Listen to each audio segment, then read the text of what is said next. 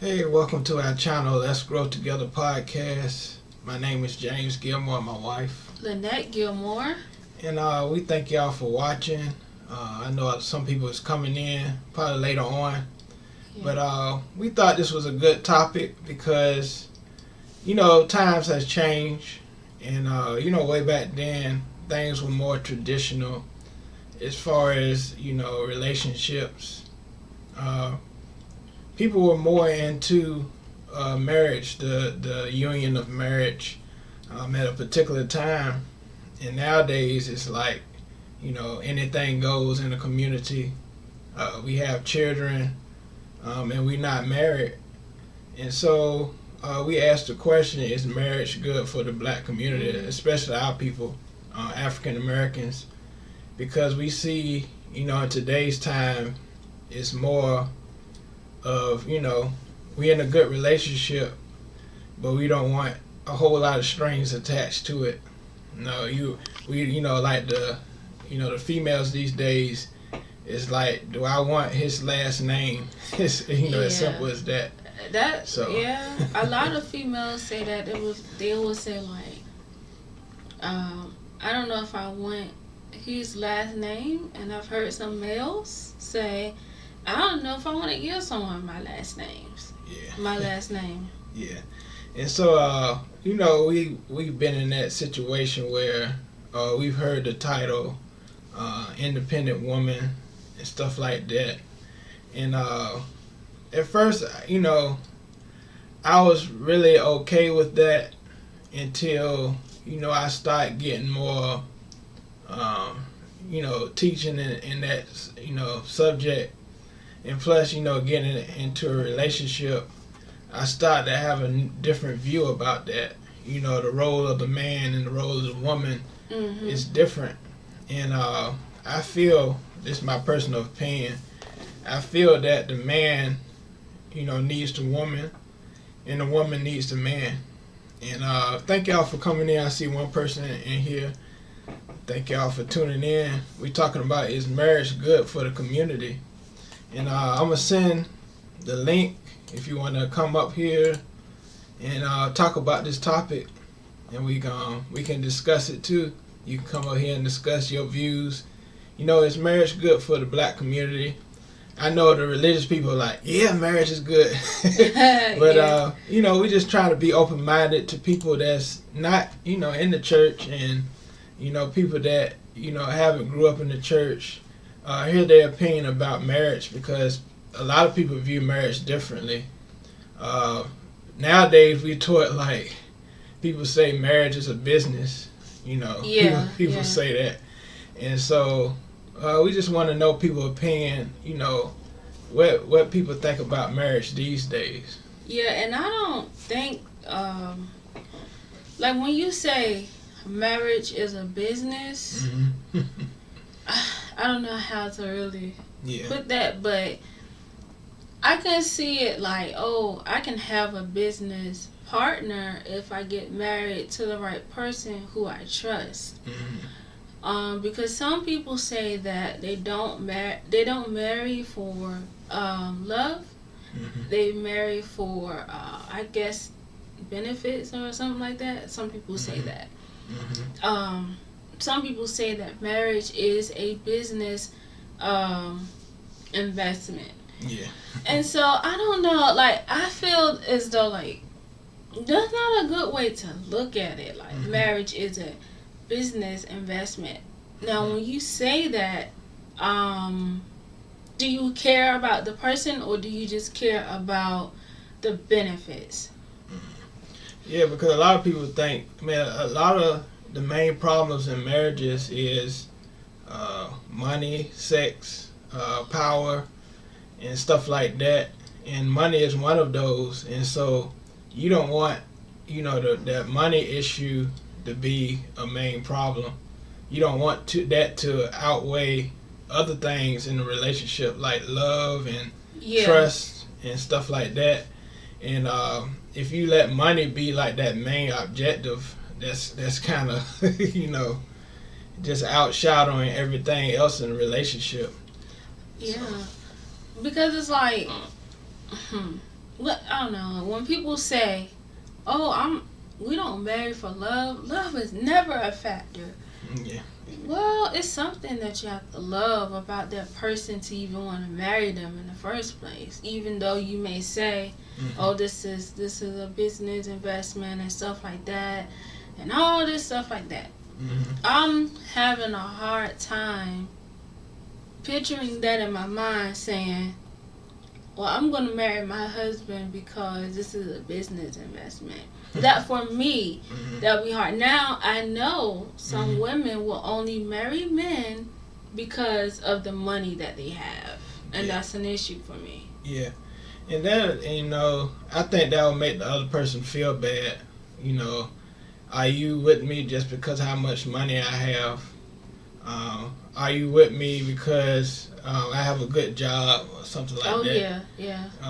And then, another issue is how, the other person look, like the appearance. That's a big issue. Oh, yeah. Yeah. And so for the single people out there, do you think marriage is good for your next step, or you want to continue to stay single, for the rest of your life? What's your opinions on marriage? Or if you come in, yeah. Or if you have been married and are divorced, what is your opinion on it? Do you still think that marriage is good for the black community, even though you've been married and got divorced? Do you still have hope in that? Because nowadays, we know what's going on in our community with the men and the women talking about these relationships, and looking at it, a lot of our people, and I'm talking about black people, we are separating as men and women, and we're not coming together. And with all the information out there about relationships, some people are saying that they don't want to be married, and that is a risk. And a lot of other women are saying that they don't want to marry black men, and men in general are saying it's too risky for me to marry you. Yeah, and there's a lot of people in the black community. That's another thing. I know I got a few friends. They they have been married to the other race, and that's their preference, and that's the thing, in our community. Some people rather marry the other race. And also give me your opinion about that as well. If you're out there, what's your opinion on that situation? And it's a lot of cases. A lot of single women, they've seen their parents or their mom be in a certain type of relationship in the past, and that kind of influenced the way they view men or view marriage. And vice versa, the man as well, how they treat their woman, and it influences how they treat, their future relationship as well. So. Yeah, and what I want to say about that, because I can probably talk for some women who have seen their mothers in bad relationships, in and out of relationships, and they probably did not desire to have a relationship like that. Yeah. For me myself, the things that I saw growing up, with people being in relationships, men and women, and a lot of things that was done, I never wanted that for myself. It didn't necessarily make me look at a black man like as undesirable in any way. Yeah. But it made me think like, well, if I marry a black man, I know that there is a black man that is better than what I saw. I was never like not hopeful about it, but I was a little I would say I was a little afraid because I seen so much stuff. Yeah, and I think it's two different type of people. Some people, they see bad things in their life or bad situation in their life, and they say they want better. And some people, they're so immune to that way of life, they carry it on to their family. They want to live that kind of life. So, you may have, people that out there that have more than one child. You might have a child, they learn from your mistakes. And then you have that child that's like, I want to do the same thing you do, even though it's not the right thing to do. And so we have the link on the side if you're on YouTube. So the people that's on Facebook, we can't see your comments up here on our particular platform. But if you go to YouTube, you can comment as well. And also the link, you can join our discussion. You can come up here live and let us know what you think about this topic as well. Yeah. I'm sorry, guys. I'm looking down because I'm actually sending some people out the link that may want to join. So that's what I'm doing. Yeah. But you brought up a good point. Yeah. People see things in relationships and they think it's the right thing, and they follow the same steps. Yeah. Well, it don't make sense because it's like you see the results that they have, and what makes you think like that result, your result is gonna be better doing the same thing.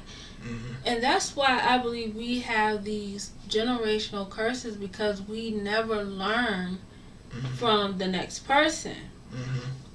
Some people do, like myself and other people.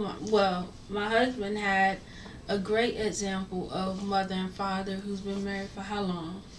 Close to 40 years this year. 40 years. Yep. That's a long time. Yeah. And it's like, the example that I've had in my family, I would say, with marriage is my grandmother. Now, my mother has been married. My aunt has been married. Uncles have too. Just about everyone in my family has been married. But I would have to say the best example that I've seen was my grandmother.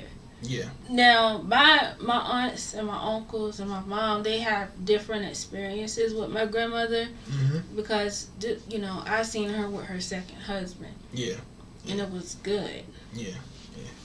And it can be an influence on whether you want to be married or not. But also the other thing is commitment. Oh, yeah. A lot of people these days, they don't want to be commitment, just to a relationship, period. They rather just, it's kind of like a trend these days. You just be with somebody for a good moment. Pictures. And then, Pictures. Yeah. And then you just on to the next. And I guess that's the new thing coming with this social media counseling.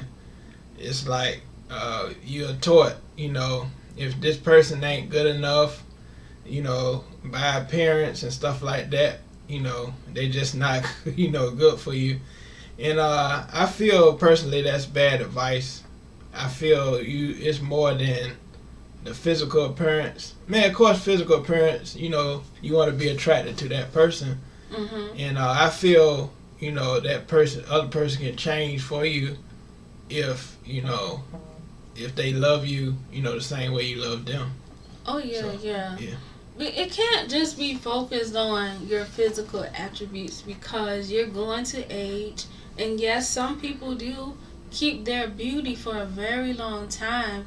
And I feel like those individuals are very blessed if, you age and you still keep that beauty and everything. But that does not necessarily make a marriage last just because you're beautiful. We've seen a lot of beautiful women who keep themselves up, who exercise, who do all these things that a man would desire, but he still can decide if he don't want to be with you. Yeah. What someone say? Someone say, I agree, family. Appreciate that comment. Thank you. Who is that? I agree, family. Thank you. Oh yeah, I know. Okay. Shout out to you. Thanks for joining. Hey, thanks for joining. Appreciate y'all. Hey, mother-in-law, how you doing? Shout out to my mom. Glad to see y'all up here. Yeah. And we've been married almost 5 years now. Yeah. And we still learning each other. Mm-hmm. Marriage takes sacrifice. You ain't always gonna get everything right, so don't think when you get in a marriage, everything will be peaches and cream. You still learn, even after people that's been married for 40 years, or 50 years, they still learning, their partner or, their soulmate. Yeah. So it can't, what I should have finished my statement, but the beauty part of it, if you say you don't agree with marrying someone because of their beauty. Yeah, something like that. Yeah. Not just focus on solely that. Because let's say you just require the man or the woman to just look beautiful, right? Mm-hmm. You don't require it. I'll put it like this. The man requires for the woman to just be beautiful and look nice, and that's all she has to do, and I'll give you the world. Yeah. No substance. And then later on, that person might take your money. Yeah. You never know. Yeah, what about the substance? Yeah. What about her knowledge, her character? Because if you desire to have children with her, will she be able to teach your child? Mm-hmm. Will she be able to do the things that you expect her to do? Mm-hmm. Yeah. Can she help you out with more than just looking beautiful? It's like, what type of standards do you have if that's all you require? Yeah. And we both believe in the Bible, and the Bible says, it's not good for man to be alone. So, our opinion is, marriage is good because going into the romantic side, that your bed is not defiled, because you're married. So, we feel that you should wait till you're married. But there's a lot of people out there that's already been in sexual relationships, and you still learning things about yourself. Mm-hmm. What kind of person you attract and what kind of person you like. Yeah. So. Yeah. Oh, I have a question for y'all. Something I asked my husband.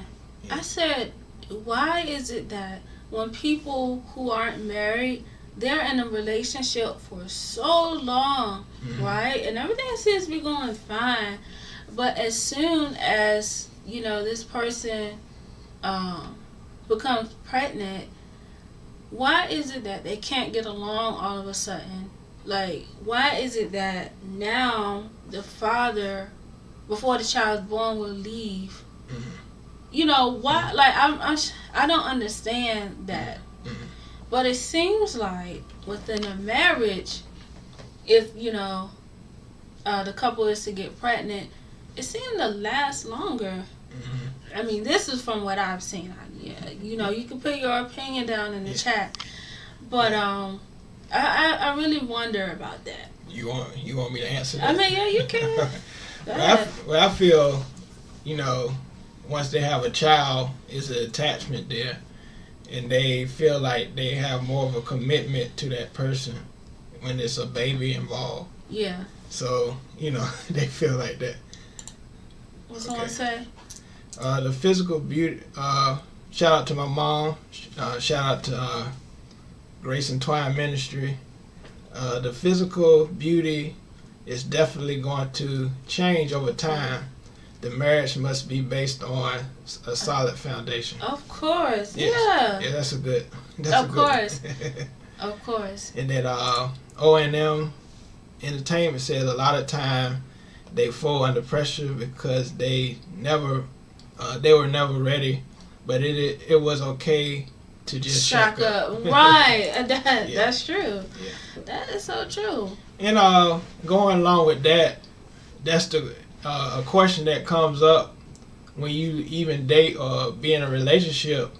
what is your intention with the other person? Yeah, yeah. You know, is it just sex, or is it you want to build trust and a friendship? Because when me and Lynette first knew each other, I wanted to know that she'll be my best friend, that we be best friends to each other, that we can trust each other and stuff like that. So that's the question going into a relationship.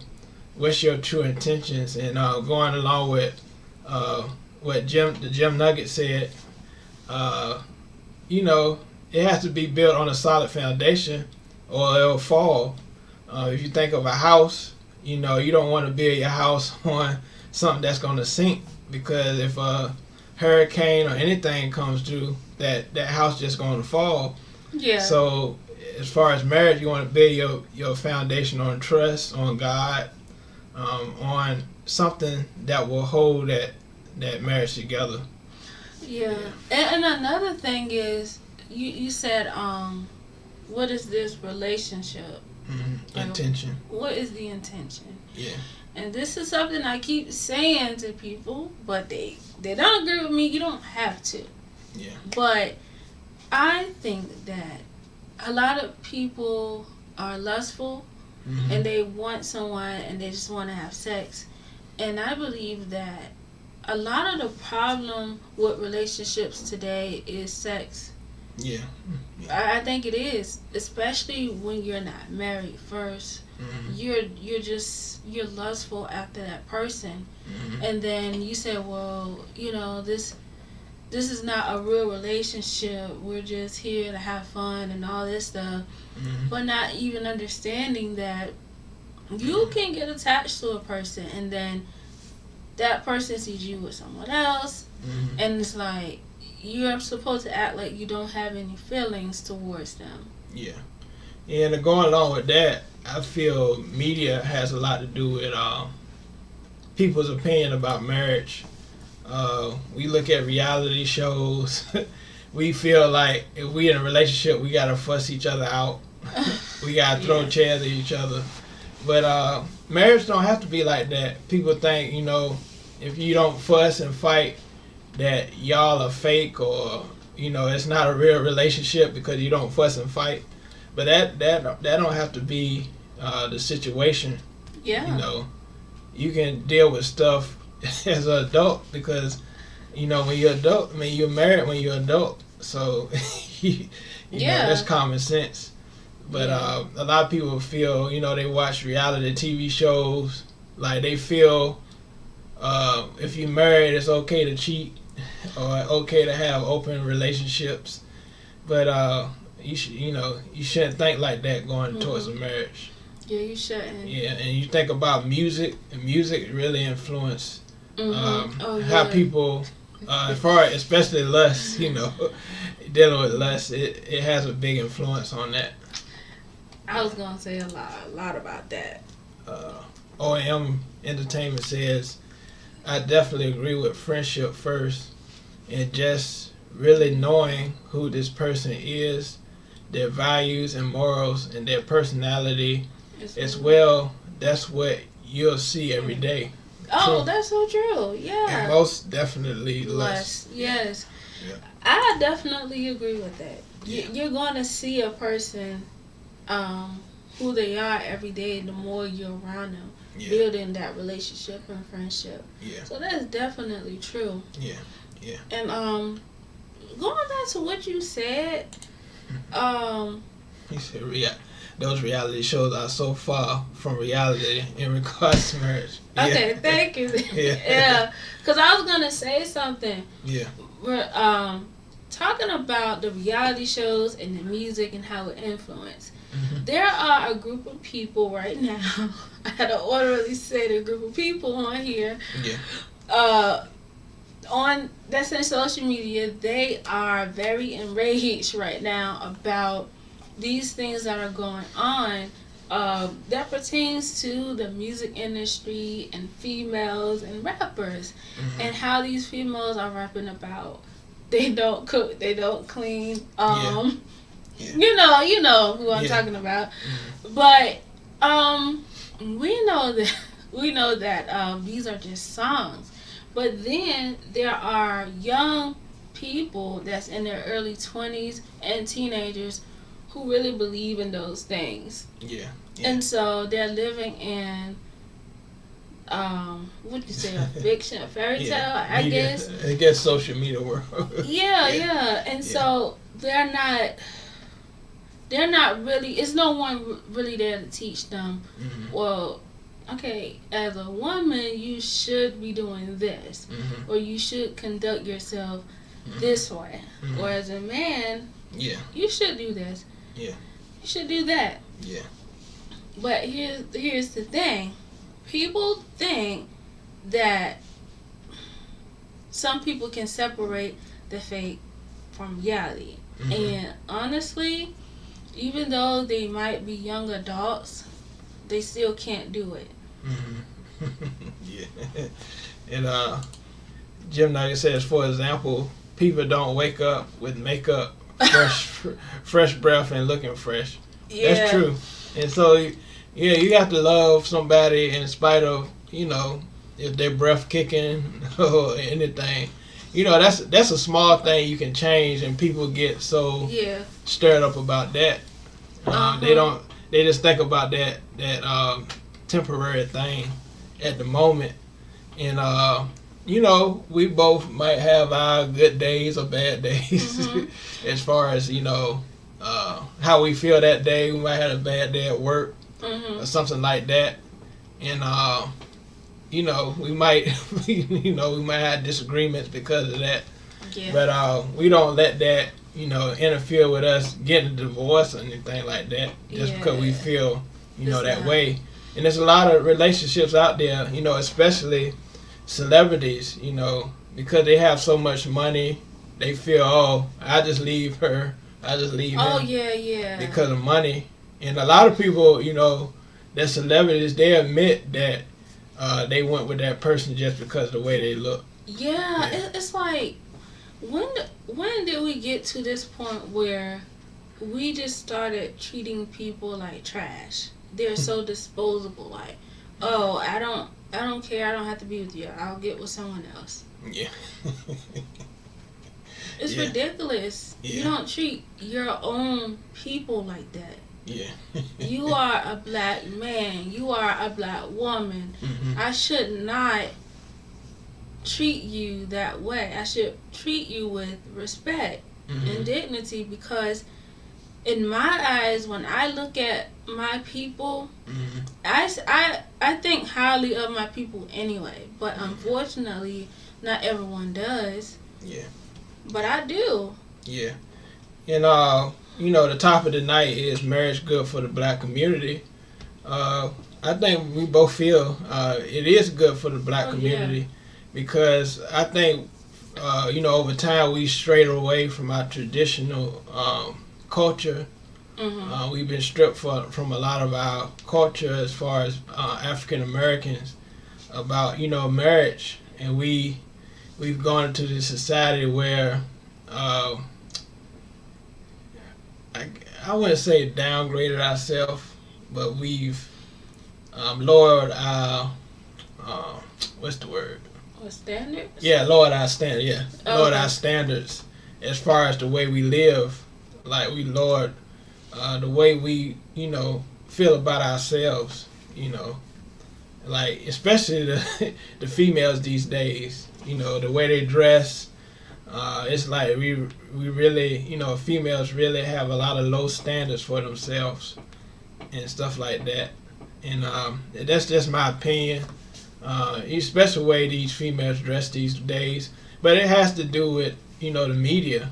The way the media portrays, people, females look at Instagram and say, I have to get my, chest this big. I got to get my, butt this big or whatever, And they are so influenced by media that they want to get these procedures done.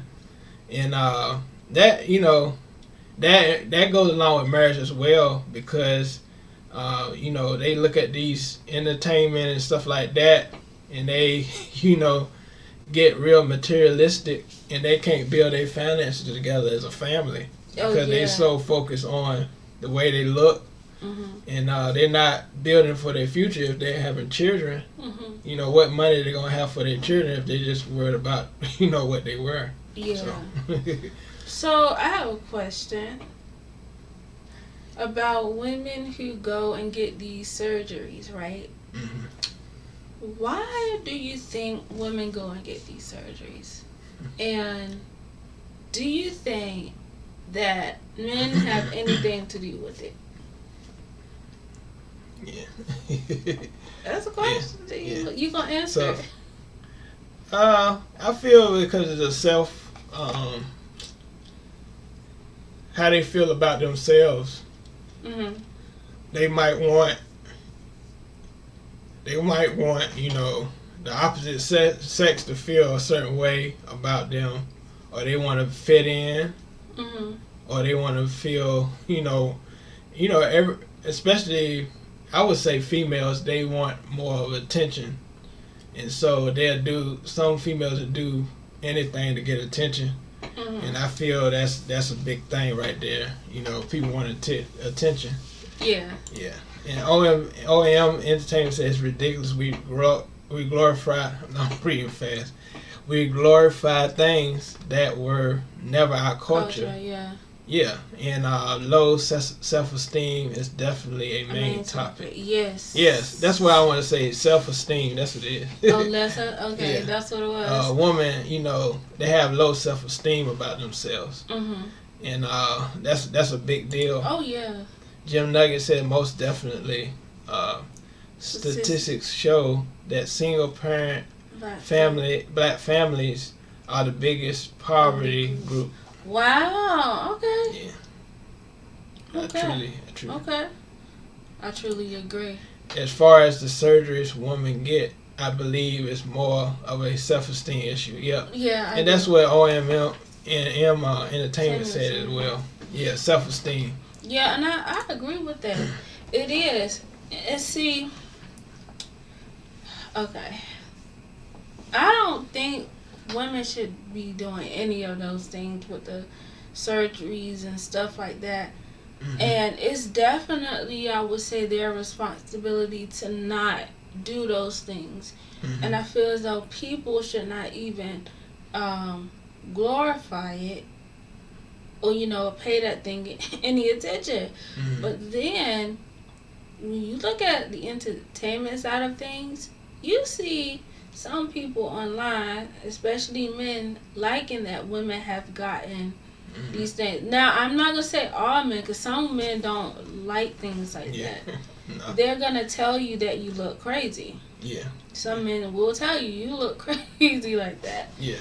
But it's something in your mind that's telling you, well, I know I need to get this surgery because all these men going to like me. No, they're not. Yeah. They're just not. Yeah. Yeah, it's got a lot to do with that. It's just crazy as far as like I said, as far as surgery, women get it's self-esteem, and I was trying to think about K Michelle show. Yes. I was thinking about that. It was right after the Janet Jackson documentary. Yeah. They were showing a preview of her show, and most of these women that was on the show, they was married. One of them was married, the Asian woman. Oh yeah. And I was wondering why the husband allowed his wife to have the surgery. It's like, why do you think he allowed her to have the surgery? Well, I don't know, because he could have told her, well, I don't want you to get the surgery. Yeah. And then she probably said something like, well, I really want it because I want to feel good about myself. And then he probably just let her get it. That's what I think. And he probably didn't want her to. And then, Appreciate it, Steve. Oh, hey, Steve. Yeah. Thanks for joining us. Yeah. Hop on if you want to. Yeah. Oh, do anybody want to hop on the camera with us? I'm going to copy the link if you want to join our show. If you want to come up here and talk. Yeah. Click on the link if you want to talk. If you want to get on camera with us. So basically the show was about people, these females that had surgery and they had complications. this person, she had a implant, and it burned her skin and stuff like that. Oh yeah. You know, these females had injections and stuff like that, and they wanted to look better for their man, and they end up having complications and surgery, and so you know, a lot of people, especially the females, they want to you know, look good for they significant other, and it don't turn out to be the best decision. Yeah. And you know, what people that's coming in, you know, is marriage good for the black community, and why, you know, the view of marriage is different these days. Let me know in the comment. What's up, Steve? Hey, Steve. Yo, what's going on? Yo.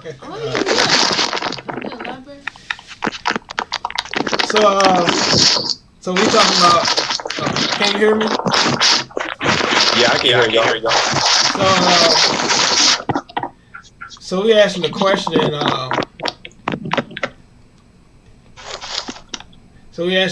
Is marriage good? Oh, sorry. O&M Entertainment says, I had an Asian nail tech that told me that all the women where she's from get surgery because they don't have it naturally. Oh, really? Wow. That's interesting. That's crazy. See, I didn't want to say this. But you failed to mention that lady, was she Asian? Yeah, the one that had the Brazilian butt lift. She had surgery.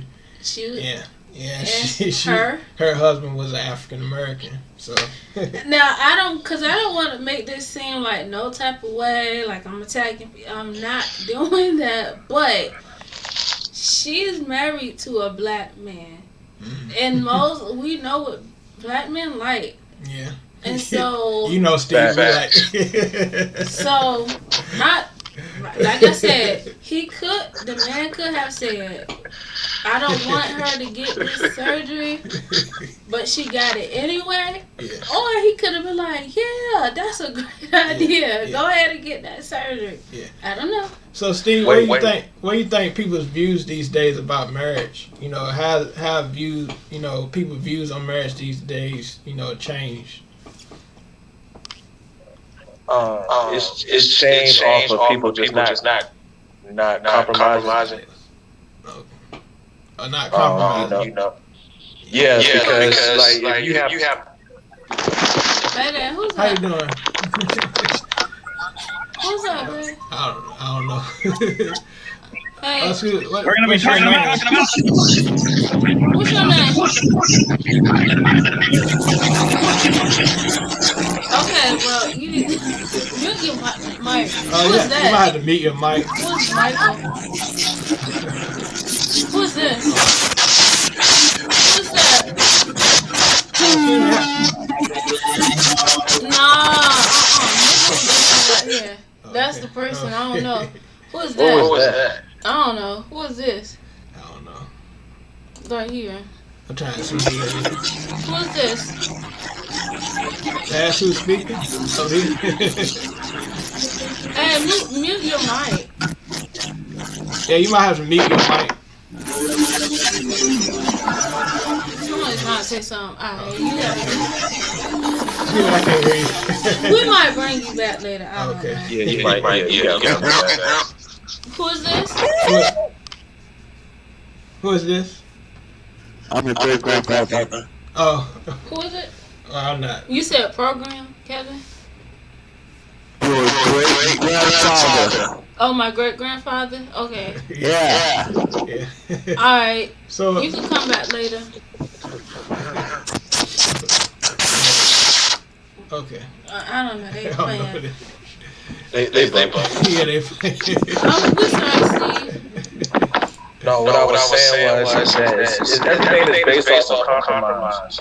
So you know, like if you got a set of rules and it doesn't follow through, and this person has a set of rules and it don't follow through, then it's really not going to work. Because right now we live in a society where it's like what I want, what I need, but at the same time you gotta pour everything into this person right here. So when it comes down to marriage, the commitment is not how it used to be like back in the day with our parents. Yeah, that's true. But when you get on one accord and you submit to each other, then things can move along because you realize that it's not all about what I just want, what I need, but it's about what this person wants, what they need. Yeah. Yeah, you're right. It's you have to sacrifice, for the other person, especially in marriage, because you might not like certain things about the person, and you have to compromise. You might not like the way somebody leave their toothbrush out or anything, and that might be a issue. So let me see if this person Joshua Jacobs. How you doing, Joshua? They left. Who's Thomas? How you doing, Thomas?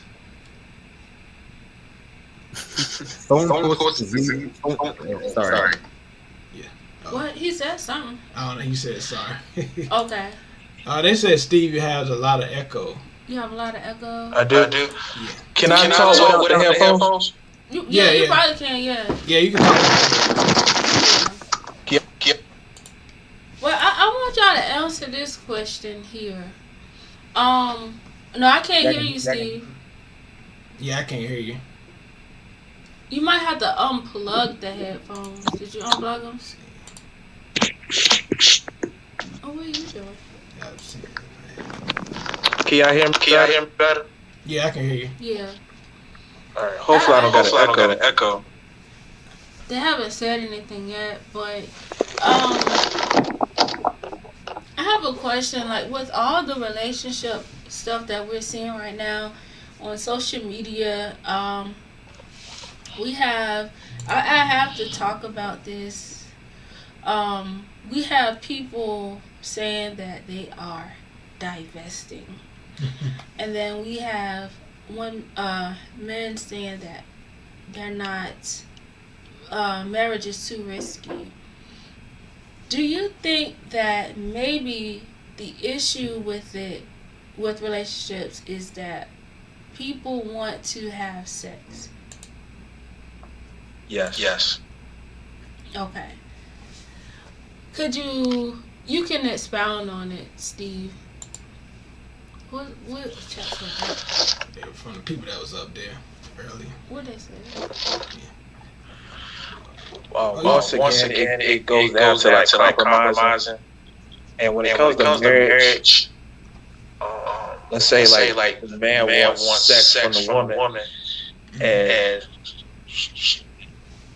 he might want like 3 times, 4 times a day or a week. Maybe not 3, 4 times, but probably like 2 times at least. Let's say 2 times most every day. And let's just say she don't feel like it. There's nothing wrong with that. But he has to get his needs met. Who y'all looking at? Oh, sorry. Sorry, it's a lot of people that's trying to come in here. Yeah. Just. How you doing, Ken? Hi, Ken. Oh. Can you hear? Can you hear? His mic is muted. Oh, your mic is muted. You can unmute it, honey. You can unmute it. I don't think he's looking. Yeah, I don't think. Fit right here. I don't know. How you doing?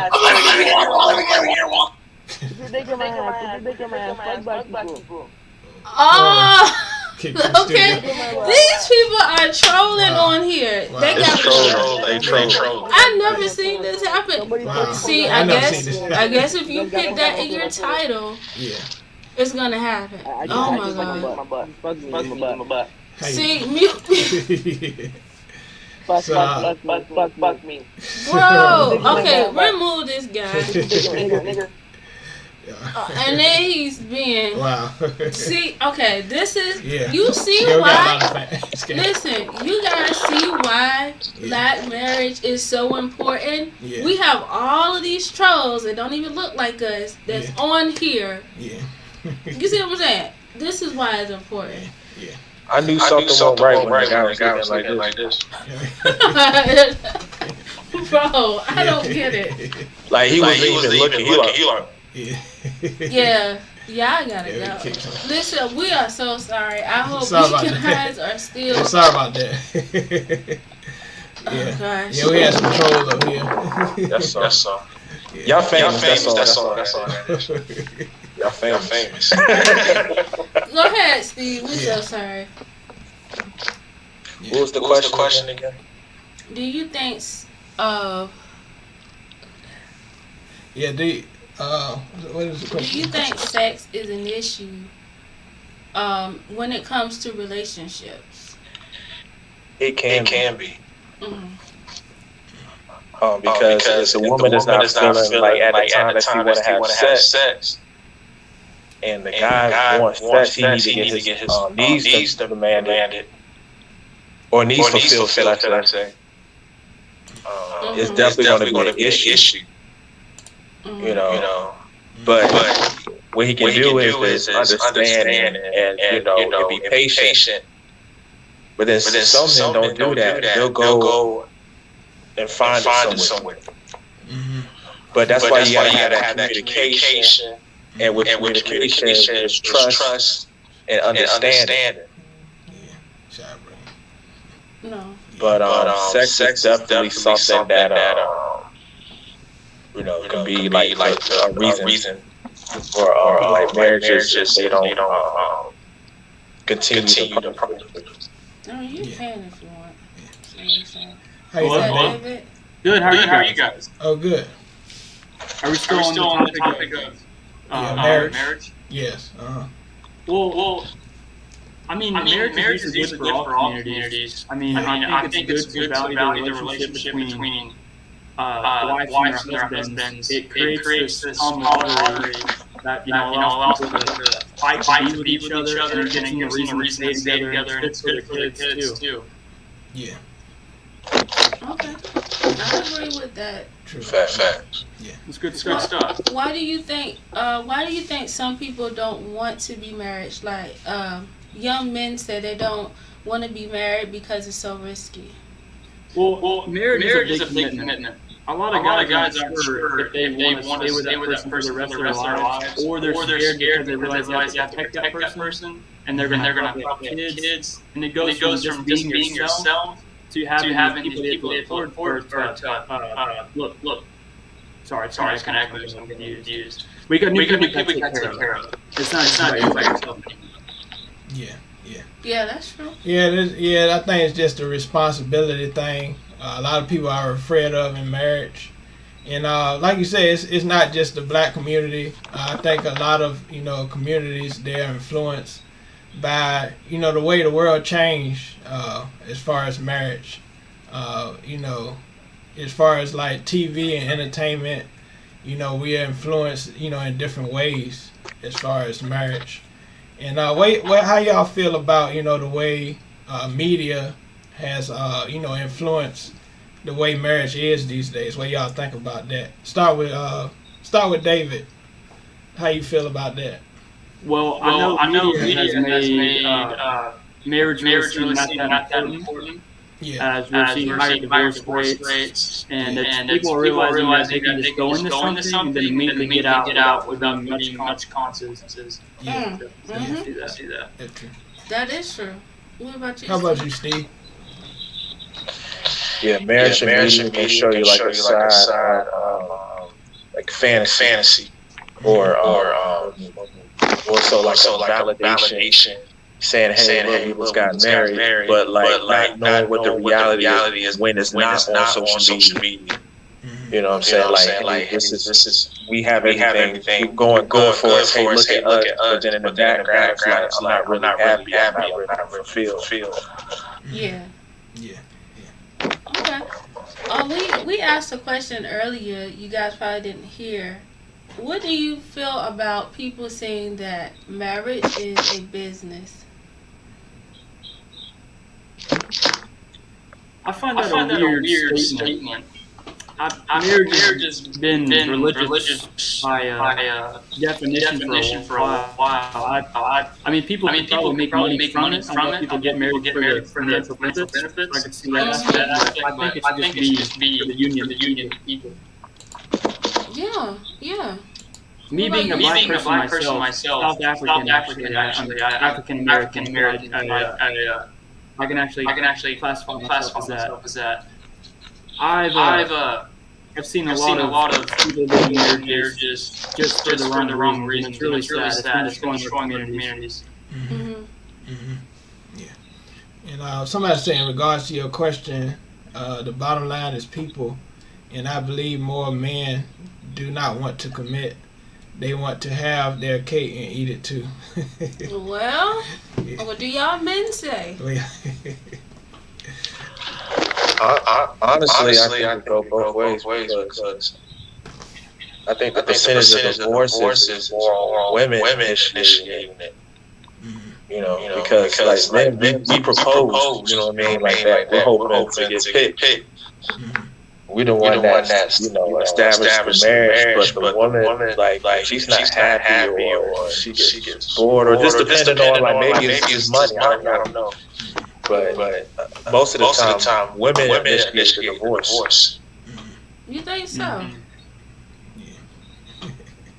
Why do you think that women do that then? Money, you know. That's one of them. Money. Money. That's another one. Maybe not feeling appreciated. Because the guys out there working. He's being the protector, being the provider. He can't always be there. He's out like kind of in a sense slaying the dragon. Okay. Well, she can feel like she left that. Go ahead. Oh, so I met a young girl. I was married for a couple of years, and a lot of times marriages can end pretty badly. My wife at the time, she actually fell in love with a 14-year-old boy and they'd been having an affair. And they would have Fortnite tournaments, that's what they would say. And he would be, having intercourse with my wife when I was there. And I actually went on the deployment with the National Guard. I was with the 777. We went to Afghanistan, a couple tours around there. And this kid was playing Fortnite, banging my wife. And she tried to take my money. We got divorced, and she kept everything I had. Wow. Hold on. Messing with a 14-year-old? Wow. Yeah. Wow. The government didn't even look at her for it. Wow. Okay. Oh, that's crazy. I never heard a story like that, but that's strange. Wait. And she didn't get in trouble? No. What? What state is this in? Yeah. Tennessee. Wow. This is interesting. Okay, wow. And you said you're in the National Guard? Yeah. Okay. So am I too. I am as well. Oh, for real? Mm-hmm. Yep. That's awesome. Yep, National Guard. Okay, that is and no one reported that she was sleeping with a 14-year-old? No, it just slipped through the cracks. A lot of people were real close to the police department around there. Wow. Did she even say why she did it?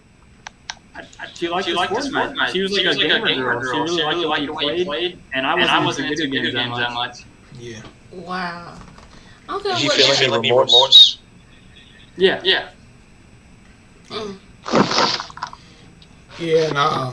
Yeah, I feel, I think when people get older,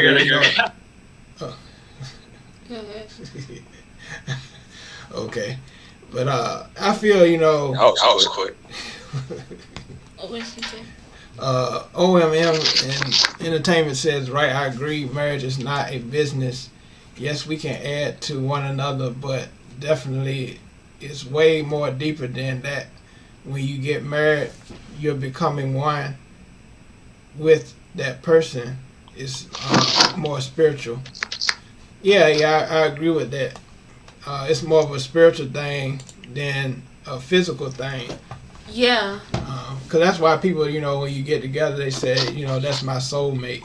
Mm-hmm. And that's true. Like over time, me and Lynette, we probably, think the same way because we lived together for a while now. And that comes with marriage. You start thinking the same way, and sometimes you start looking the same. And so it's a lot of things with that. Yeah. And is marriage good for the black community? You should ask the question: Is marriage good enough for any kind of community? And of course, our answer is yes. We feel marriage is good for the community. But unfortunately, a lot of people they feel it's not. So yeah. What's our comment say here? Finances and everything else will come and fall in place when it's done right, but it's not solely external or based on just monetary gain. True. I'm so glad you said that. I am so glad you said that because Steve, who's that? Shout out to my friend Archie. He says, yes, I think it is. So you saying you think it's based on money? You think it's based on the financial part? And I want to go back to O&M Entertainment. What she said, everything else will fall into place. I definitely believe that. Like Steve, out here right now on YouTube, I'm not gonna name any names, but people are talking about, you have to be this way and this way if you want to get this type of person to make this amount of money. You don't have to do any of that. You should accept each other like where you are, not like, oh, I'm just so down, I don't want to improve at all. People are trying to improve every single day, but don't look down on them because they at step 3 and they're not at step 10. Right. Like, that's what I was talking about earlier. We treat each other like trash, like, oh, next, throw this away. That's not it. Yeah, and going to what Archie said, shout out to Big Arch. Check out his page as well. He talk about stocks and crypto and stuff like that. And he said, yes, I think it is. And I kind of see where he's getting to. He said, no, I think it's based on building a foundation, raising kids and growing together. It's a powerful thing. Yeah. Okay, so I see what you're saying. But a lot of people say it's financial because, of course, you want that financial stability in a marriage. I get that. You want, be able to pay bills and stuff like that. And you want your significant other or your husband or your wife to be responsible, for things in life. So I get that, but it shouldn't be solely, like people saying in the comments, it shouldn't be solely based on those issues. Well, now that other people are in the chat here, I want to ask, and since you're up here too, Steve, I want to ask, I want to ask for men, what is the requirement for women? Do they only have to look beautiful in order for them to, be married and things like that to you? No. Okay. What is it? No, what they do have you to require? They have to be respectful, loyal, submissive. Because at the end of the day, when I leave, if I leave before she does, the money's going to go towards her and everybody else. but I need to know that she's going to be there. She's going to be nurturing. If I have a kid, you know what I'm saying, I need to know that she's going to be nurturing the kids and everything. But being supportive, encouraging, uplifting. So not just a pretty face, because beauty fades. You know what I'm saying? There's a lot of beautiful women in the world. But what does this woman right here bring to the table other than her beauty? Because if that's the case, I can get this one and that one. So the thing is that she has to be different from the rest. Like when I look at her, I'm like, you know what, I can take her home to my mom. Whereas this woman right here, I know I can't bring her home and show her off to my family. Yeah. Well, do men consider that settling if they say, well, the girl's not that cute or that pretty, but she's loyal and have all these values? Is that settling? Yeah. It's called, okay. So if that's called settling, when a woman says that she's settling, why is that a bad thing? Everyone can chime in too. You said when a woman says she's settling, that's a bad thing? Yeah. Men say that. Yeah. I think because of the situation of how that man is to her. Like if he's not treating her right, you know, if we can see the red flag, you know what I'm saying? Like she'll go back to him or whatever like that. And honestly, I don't think it's nobody's business to like tell the woman, hey, like you are selling for less, because at the end of the day, she's gonna go by how she feels. You know, like that's one thing I learned. Like you know, a woman's gonna go by how she feels. And in some way that man to her might be respectful, or like she might respect him in the sense of whatever, but I just think at the end of the day, like when people say that, they're saying that because she's going by a particular guy that society will deem as, you know, a jerk, a bad boy, you know. Whereas like you got this man over here, he'll do anything for her, but he'll put her on a pedestal, and she will not respect that. Like she wants a challenge, she wants fun, she wants adventure, and this guy's just laying all the cards out. You know, she needs that balance, that push and pull, that space, that time to miss and all these things. Yeah, that's true. And Arch and Money said, if you have finances and you're not giving time to your family, it will still fail. Rich people get divorced all the time. Wow. See, he made, before we move to that's true. You make a good point, because people are really out here thinking that they want this type of person who has all of this money and all of this and all of that. But at the same time, they're just getting divorced. What are you doing? Don't add these people. I ain't know who that These troll demons. Yeah. I ain't know who that was. So I agree. A lot of rich people are getting divorced because I don't know their mindset on this, but maybe they think because I have money, I can have anybody I want. Yeah. Well, people will feel like that because if they have a lot of money, then they have options. Especially when things being gravitated to them, things they're not used to.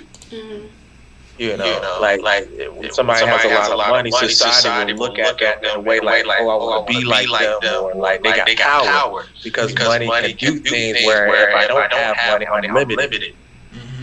But when you're to a level where like you're not used to something and like you see the benefits of what money can do, then people can be more tempted.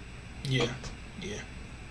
But at the end of the day, though, really it's about love. Like women want love. You know what I'm saying? Because Bill Gates he's a billionaire, and he's been married for how long, and then now they're divorced. You know what I'm saying? And when you're so busy and stuff, and you don't balance it with the time that you spending, is definitely going to feel unfair for her, and vice versa. So, I just think it's a balance at the end of the day. Yeah. I'm sorry we had a lot of interference with these trolling people. Yeah. But they don't want us to talk about what we talk about. Yeah. Yeah. True. It said true, Big Arch. There has to be a healthy balance of love, respect, finances, and time. Yeah. Yeah. Oh, somebody said, okay, someone did say your voice is... Yeah, your voice is echoing. Yeah. Who, mine? Yeah. Really hard. I didn't care what is just me. Did anybody else hear echoing? Because someone did message me and say it was echoing. Can you hear me now? I mean, yeah, we can hear you fine, but I don't know if they can. I took the mic up. Okay. Therapy. What did Big Arch say? Yes, Steve, you still echoing kind of hard. Okay. Can you go out and come back in really quick? Yeah, I can do that. Okay.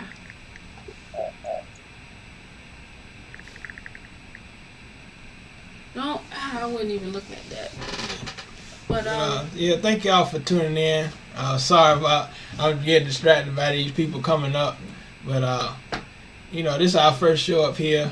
We still learning this thing, and so thank y'all for tuning in, and about this topic, because this is important. About our community.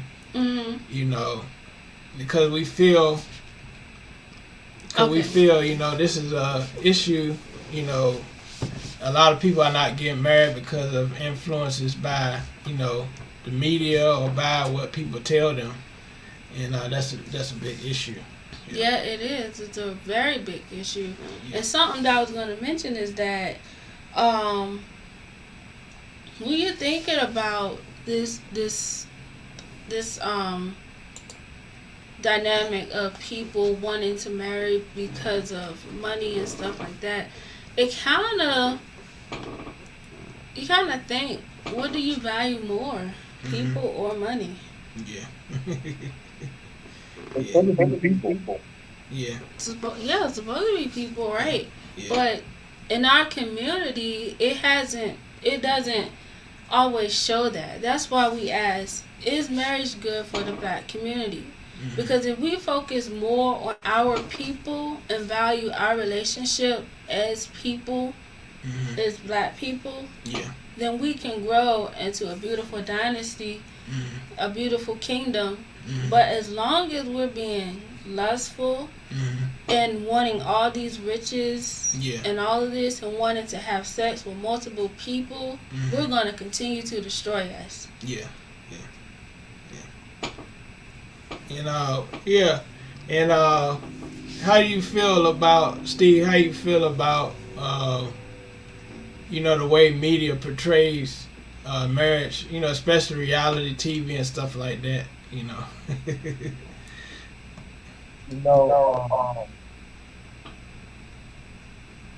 Not really good, because the thing that there's always what the man wants, the woman wants, like there's no balance. You know what I'm saying? Like it's time away, this person has a problem, this person does. Even like oh yeah. Yeah, it's still echoing, but you can keep going. Yeah. Okay. It might have been better with the headphones because I can hear you better. So we just gonna roll with it. We just gonna learn from this time, and see what we can do next time. All right. Yeah.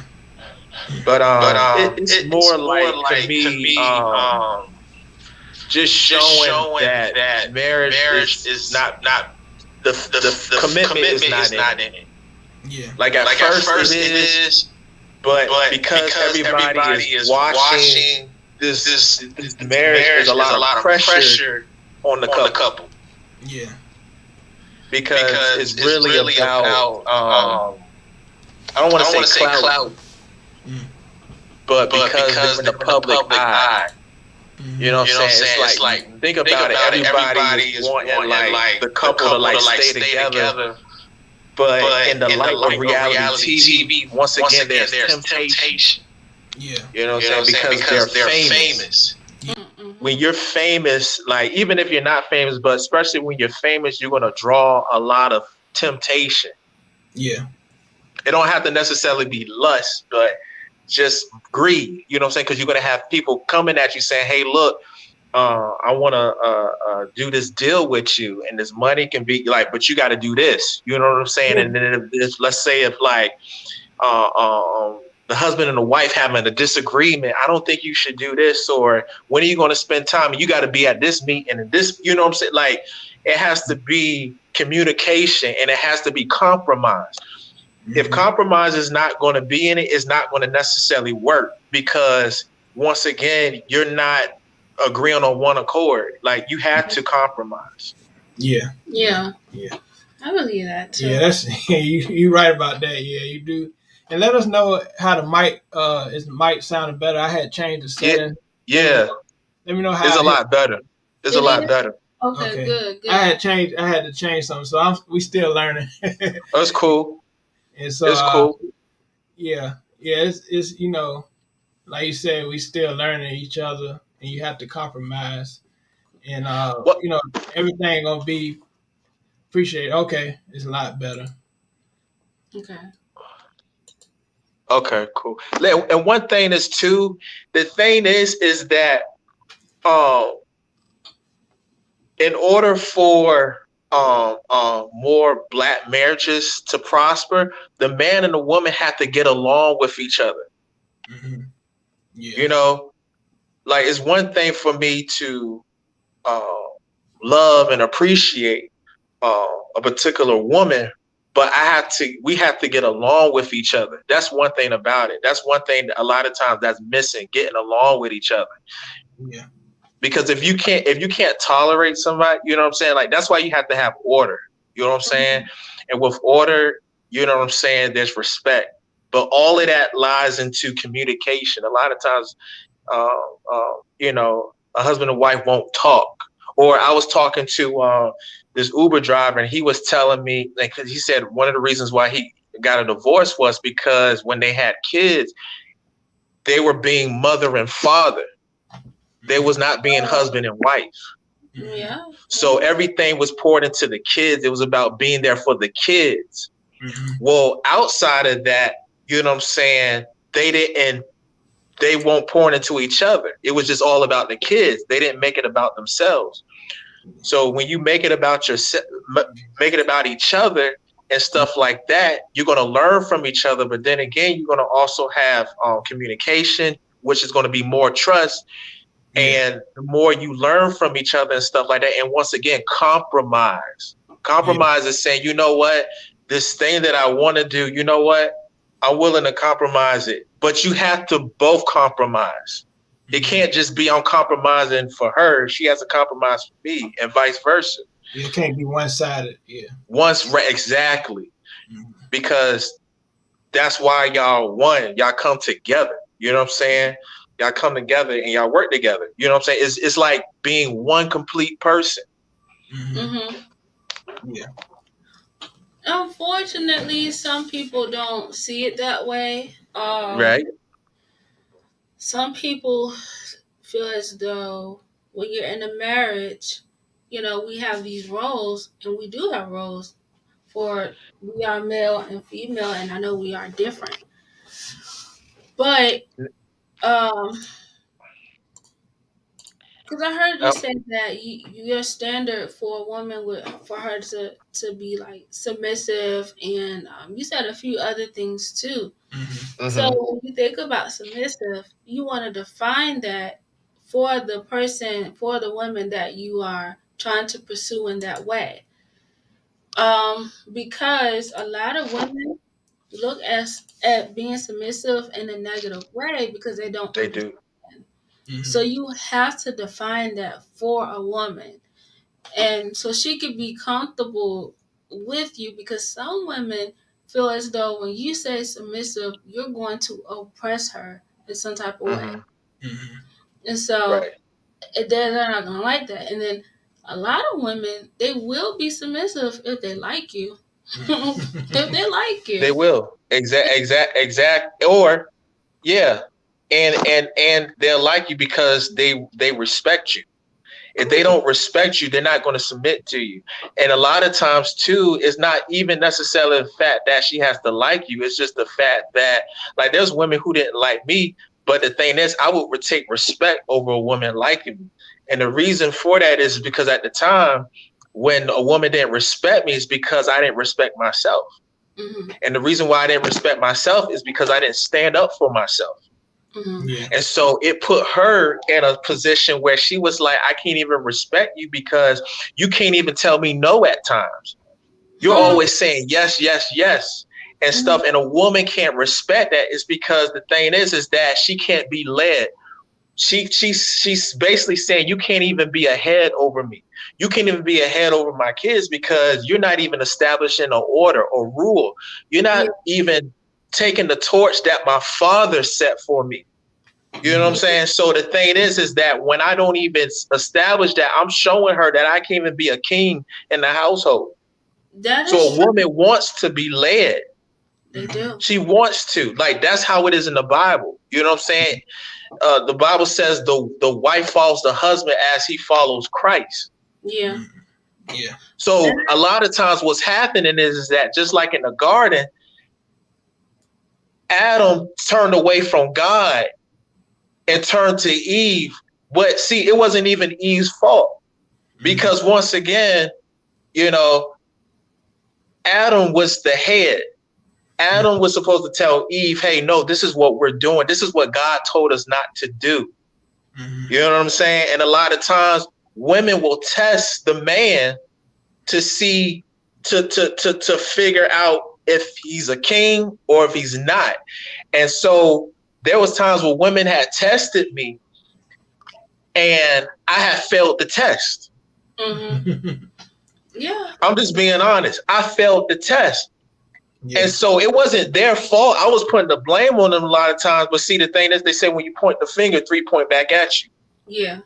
And what the problem was, what I didn't realize was I wasn't standing up being a man. I wasn't telling her, look, this is what we're not doing. Or I say, let's eat here. You know what I'm saying? It was always about da da da da da da. What do you da da da? Yes, yes, yes, yes. And so she got bored because all the responsibility was put in her. She was not made to be the overall responsibility person. Yeah, and you are right. A lot of women, we don't like that. If you say yes all the time, then yes, she's gonna think you're a pushover and that she can do anything, and then she's gonna be the one to make all the decisions. That is so true, very true. And the reason how I learned that is because it happened to me, and I saw it, and I could see why. You know what I'm saying? Like, and so the thing is, see, with the red pill community, I was gearing towards it, but I'm starting to push away from it because, see, not all red pill, but there's a lot of red pill. What it is, they'll put the blame on a woman, mm-hmm. and a lot of times it's really because of what they've done. You know what I'm saying? Like, I would get mad at a woman, and the thing is, she was only just doing what she was told to do. If anything, if you want to say she played games, it was really because I failed at her test. You know what I'm saying? Games have rules, right? Yeah. So the thing is that when you don't follow the rules, you know what I'm saying? You played yourself. Yeah. And the thing is that when she was testing me and stuff like that, or if I was being too nice by giving her things that she did not earn. Mm-hmm. You know what I'm saying? Like, and she wasn't even my girl. Mm-hmm. You know, I was too busy impressing her and not leading her. Yeah. Mm-hmm. You know, so the thing is, women want or need for things to be earned. You know what I'm saying? They respect that more, because if I just give everything to her and she didn't do anything to earn it, she's going to look like, wow, like, it's just like that. Is that easy? I mean, we're taught and stuff that the things that we get, you know what I'm saying, we appreciate it when we earn it. But if something's given to me all the time, or for the most part, I may not appreciate it because I don't know what it is to earn it. So I won't know how it is to keep it. Mm-hmm. Yeah. So, but when you've built the foundation of trust and friendship and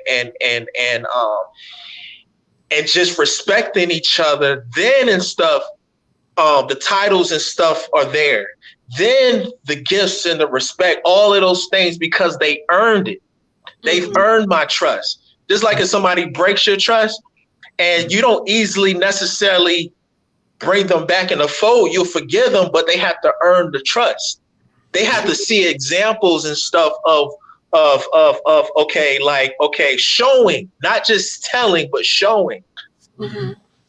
You know, but I'm sorry, I didn't mean to preach, but I'm just going by what the things that I had did wrong. If I would have did this like this, I'm gonna tell you this. This woman told me, and we wasn't even together, and she was telling me, she said, Steve, basically she was telling me, like, give me some time away from you. Don't be too clingy, in other words. Mm-hmm. She won't telling me, she was showing me that. Yeah. And so what it is that, like, I had to learn too, just like I can't be a pushover, I can't be too clingy. Mm-hmm. You know, and but like I said, women want to be led, because that's just how it is in the Bible. A lot of times men don't want to lead because they don't want the responsibility. Yeah. With power comes great responsibility. Yeah, and that's what I said earlier, is the commitment thing. A lot of both sides. It's the commitment thing. Like, once you get married, you know, you share the money, you share this and that. And a lot of people, they're not ready to do that. You know, can I? No, they're not. No, they're not. They're not. Like, they're not.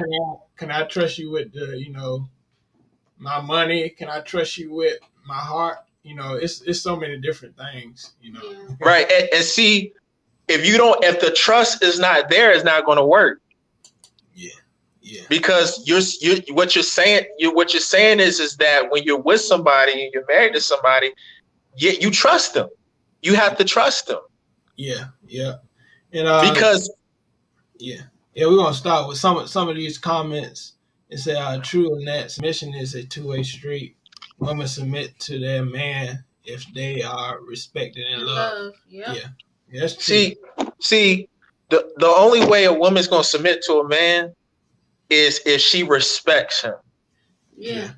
And the reason why, sorry Steve for cutting you off, but the reason why I said like is because sometimes you have men and women that you can look at and discuss and you don't even like. I don't like. Oh yeah, that's true. That's true. I don't like his attitude. I don't like her attitude. You know what? Somebody said you can love somebody and not like them, and that's dangerous. Yeah. So I understand that. You know what? When it comes to, let's just say love and light, I'd rather be liked than love. Because see, I know that I'd rather be liked than love. Because when somebody loves you and not like you, but when you can love somebody and like somebody, it's just, I don't know. I can't explain it, but you know, it's you, like you said, if you can't stand somebody, like, it's not going to work, and it's going to eventually show. But when you can stand them and tolerate them, see, y'all made the commitment of for better or for worse, because the love is the foundation. The trust is the foundation. And when you can love somebody, you can go through anything. It's a roller coaster, because you're going to have some mountains and you're going to have some valleys, but it's an adventure though. Because y'all doing this thing together. You know what I'm saying? Both of y'all are ride or dies for each other. And so the thing is that the problem is that in relationships is that when somebody's looking for what y'all have, one person may not be that ride or die. they might be that for temporary. Mm-hmm. But when you can go through the test of time with each other and you say, you know what, you've been through me throughout my journey. You know what I'm saying? Why wouldn't I want to spend the rest of my life with you? You know what I'm saying? Because you showed me trust. You showed me that when I'm in my lows, if I don't have money, you're going to be there with me. If I have money, you're going to be there with me. Because when I don't have money, guess what? You're going to help me build it back up. Because you're going to be right there by my side and vice versa. It don't have to be money. It can just be when you at your lowest point and you encourage each other because the love is right there. It's unconditional. Yeah. You know what I'm saying? So the problem is that when it comes down to people who hasn't found that yet, the problem is that it's the trust, it's the respect, and a lot of times too, you know, if a woman knows that the guy is putting all his focus on like just the money when it comes down to like impressing her, then that's how she's going to look at it when the money goes away. Yeah. Are you going to love me for me? Mm-hmm. Or are you going to love me for the money? No, you're going to love me for me. All the money and everything else, that's going to come. Yeah. But the center of all of those things is me.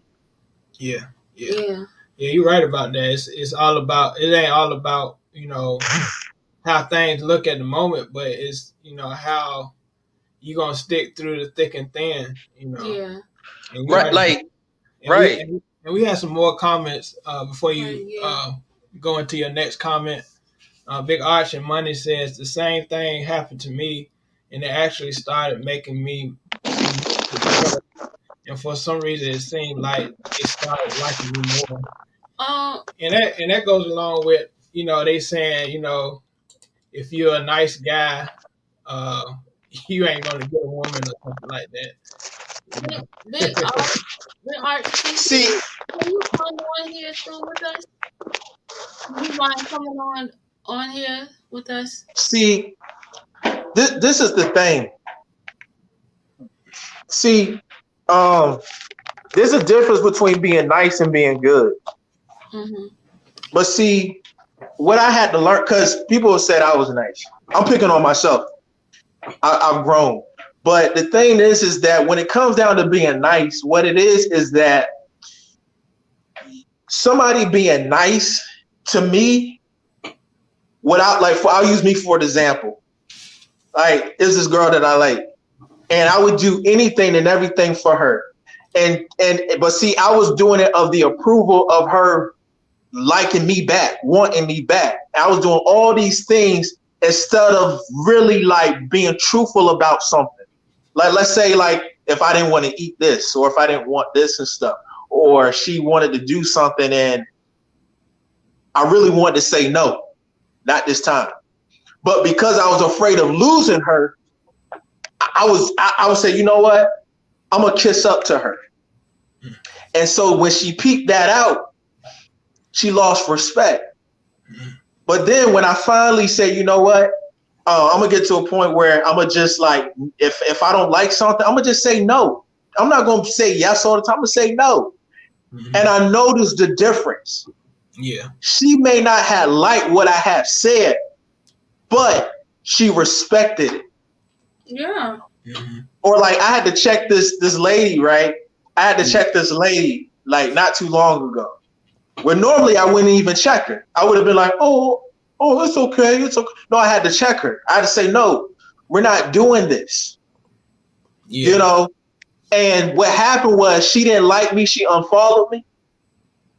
And she told me later on, she said, I didn't even like what you said. Yeah. I didn't. I was upset. I was hurt. I had to let her emotions happen. But guess what happened?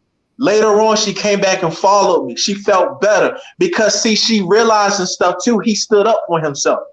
Mm-hmm. He didn't say yes, yes, yes, yes. I actually have respect for him. I'm even surprised and shocked that he would have said no or he checked me. But that let me know that when it comes to situations, he's going to have my back because he stood up to me. Guess what? He's going to stand up to somebody that's trying to come against me if there's a situation. Yeah, that's true. Yeah. And look, check this out. When it comes down to God, right? God don't always answer our prayers. Sometimes we have to wait. But do that stop us from going to God? Sometimes I'll be upset with God, right? But does that stop me from going to God? No, because at the end of the day, I know that, guess what? He has my best interest. And the same thing in a relationship. The same thing with our parents. My parents didn't always give me everything I wanted, but I thank God they did, because they taught me that whatever you want, you got to earn. Or if I did something bad, there was a consequence. Yeah. You know, a reason why kids and stuff, a lot of kids do evil and bad things because their parents didn't discipline them. Yeah. They didn't, or they gave them everything and didn't like give them anything to earn. And so they was accustomed to that, and they was built for that. What happened is they didn't appreciate it. You know what I'm saying? And they felt like they can just do anything. When something is being handed to somebody and somebody immaturely don't appreciate it, they feel like they can do anything. Yeah. You know, they don't look at leadership because there was no guidelines. There was no structure. There was no rules. You know? But yeah. Give us 1 second, Steve. Sorry. And we see you, Big Arch. We'll bring you in a moment.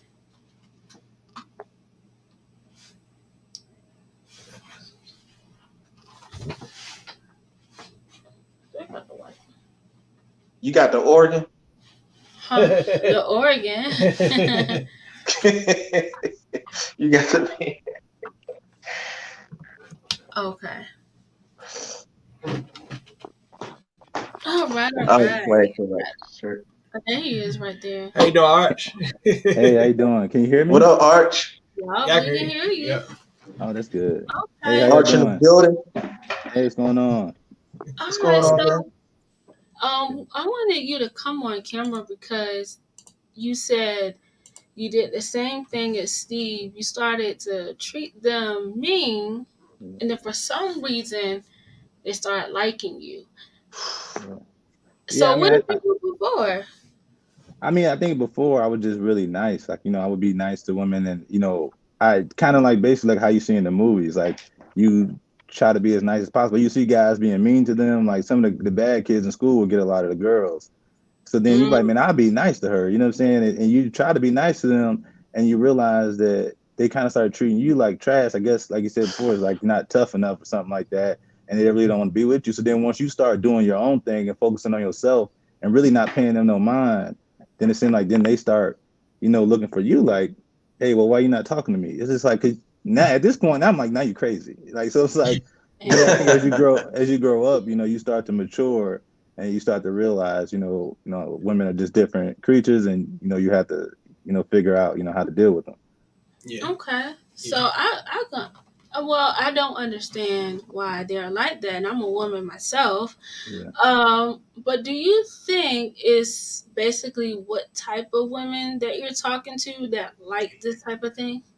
Maybe it could have been. I mean, at that point in time, because now that I'm older, like I've been married now for about 30. I've been married for 10 years this year, and I've been dating my wife for 13 years. And I mean, my wife had this conversation, and she said, I'm not like that. She said, I was never like that. So it could have been the type of women at that point in time when I was younger, the fast girls at that age are probably dating the bad guys. And those have maybe been the ones I was attracted to at the time. So that could very well be a point. And then I had actually talked to a friend the other day, and, you know, he said some of the same things you may say about the girls that you want is probably what girls out there to say the same thing about you. Like, you're not really paying attention to them.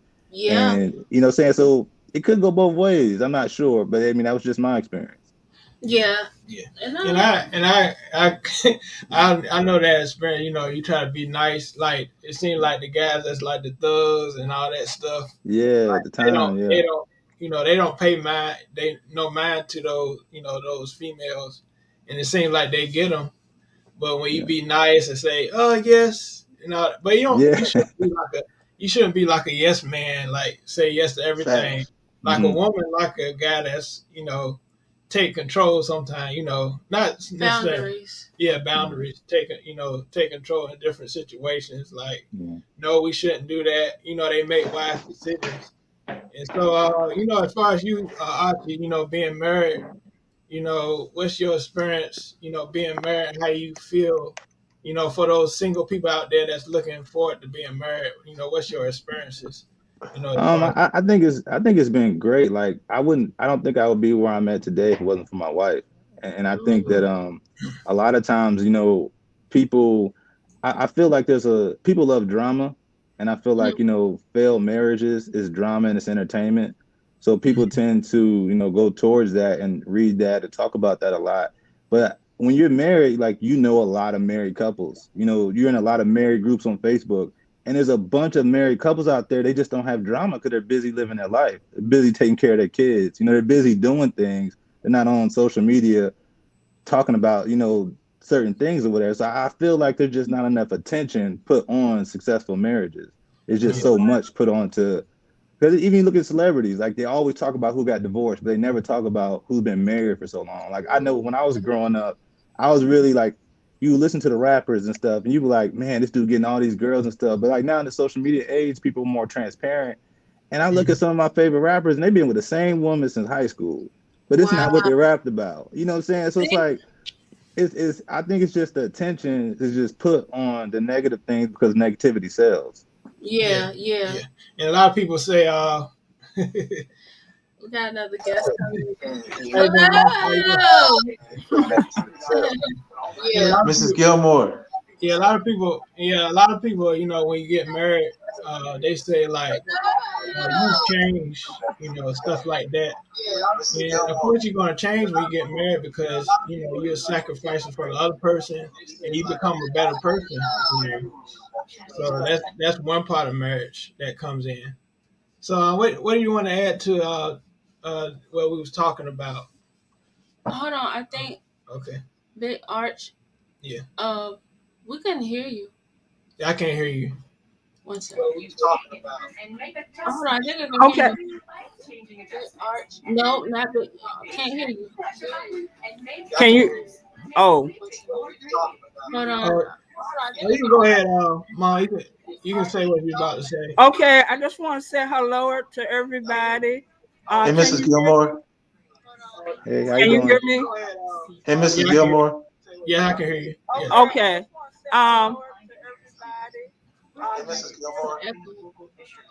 This is really an interesting conversation. I'm hearing a lot of stuff coming on at the same time, but this is a very interesting conversation. Hello, Steve. It's good to see Big Arch. But this is a very interesting. And I was very curious about the comments about being too nice, because I know my son at one time before he got married, there was some comments about, you know, he smiled too much and he was too nice. And I'm like, why don't you want somebody that's nice?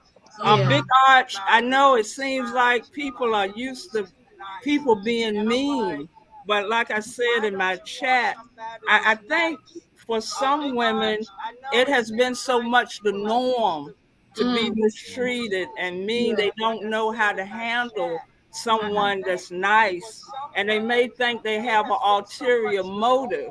And every man is not like that. And I think the men have to prove that, but it's very sad. I mean, when I first heard that, I said, what do you mean that he's too nice? What does that mean to be too nice? You want somebody that's going to respect you and not abuse you and all of that type of thing. So I thought that was very interesting when you mentioned that, because I think, just like James and Lynette mentioned, a lot of media has influenced what relationships are supposed to look like. And I can speak because me and my husband have been married 39 years. And we went through the ups and downs, and we haven't always agreed with everything. You got to understand, 39 years is a long time. Yeah. And we have had our Congratulations. ups and downs, but when it comes down to it, it's about the respect. It's about the love. It's about balancing everything out. And especially when children come along, Right. that's really, you know, where you really got to do a balancing act. But I want to congratulate. How long have you been married, Big Arch? I've been this year in May, it'll be 10 years. Awesome. Thank you, appreciate it. Like I said, my people here, they've been married almost 5 years. And I have to congratulate you on 10 years because people don't want to be committed anymore. You know, they, like I said before, they change marriages like they change clothes. And it's like they can't take anything, you know, least little thing, I'm out of here. But congratulations to you as well. It's a commitment, you know, and I congratulate all of you that are married. My two and Big Arch, and we waiting on you, Steve. We waiting on you. Okay. No. Hey, by the way, Arch Oh, okay. Yeah. I one more thing too. One thing I noticed too that I think that a lot of people don't realize is like when I say like the foundation is important, I feel like because you were married, your son got a chance to see what marriage looks like. And my parents as well were married. And they're still married. You know, they're married about 35 years as well. Yeah. So I think that when you see that, you know that everything's not peaches and cream every day. But you know, when y'all are loyal to each other, you know, y'all can build something that's special. So I think that plays a huge part in it as well. And if I could just go back to the main question, I think it's a great question. Is marriage good for the Black community? In so many ways it is. And like I said, the biggest poverty group is single parent homes.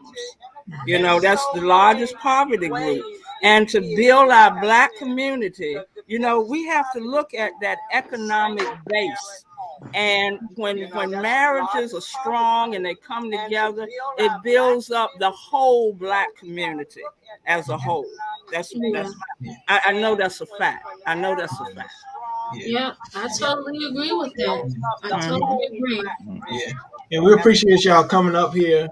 And we had a lot of technical difficulties, the echoes and stuff, so we're trying to deal with that as well. But I hear what both of y'all are saying as far as, you know, going back where y'all talking about the nice guy and stuff like that. And, you know, a lot of males deal with that, you know, with females. And, you know, it depends on the female, you know, some females are more conservative. You know, they're from the old school as far as, you know, they wait for a guy to approach them. And some females, you know, they approach the guy. And it's kind of flipped now. You know, a lot of females now are proposing to their guys. If you see it on social media, and it's going crazy, you know. I got a question. Excuse me, the young people. Yeah. How do y'all feel about the woman proposing to the man? It's not gonna work for me, but it shouldn't be like that. If I gotta propose to you, that looks like desperation. No, it shouldn't be like that. It makes me wonder if the dude really wants to do it or not. It's like at that point, he's just being pressured. Yeah. And so Steve, you know, what type of woman would you look for in the marriage as far as going to that next level? You know, you want to be with them every day and stuff like that. You know, what type of female are you looking for? A spiritual, God-fearing, and she got to be like leading, like not leading, but she got to be and submissive, not in the sense of what people saying like you overpower her, but I'm just saying in the sense of respectful, submissive, not in the sense of what people saying like I'm hearing an echo. I'm just saying in the sense of respectful. We're trying to figure out the echo. Anyone has two devices. I'm hearing an echo. Let's see.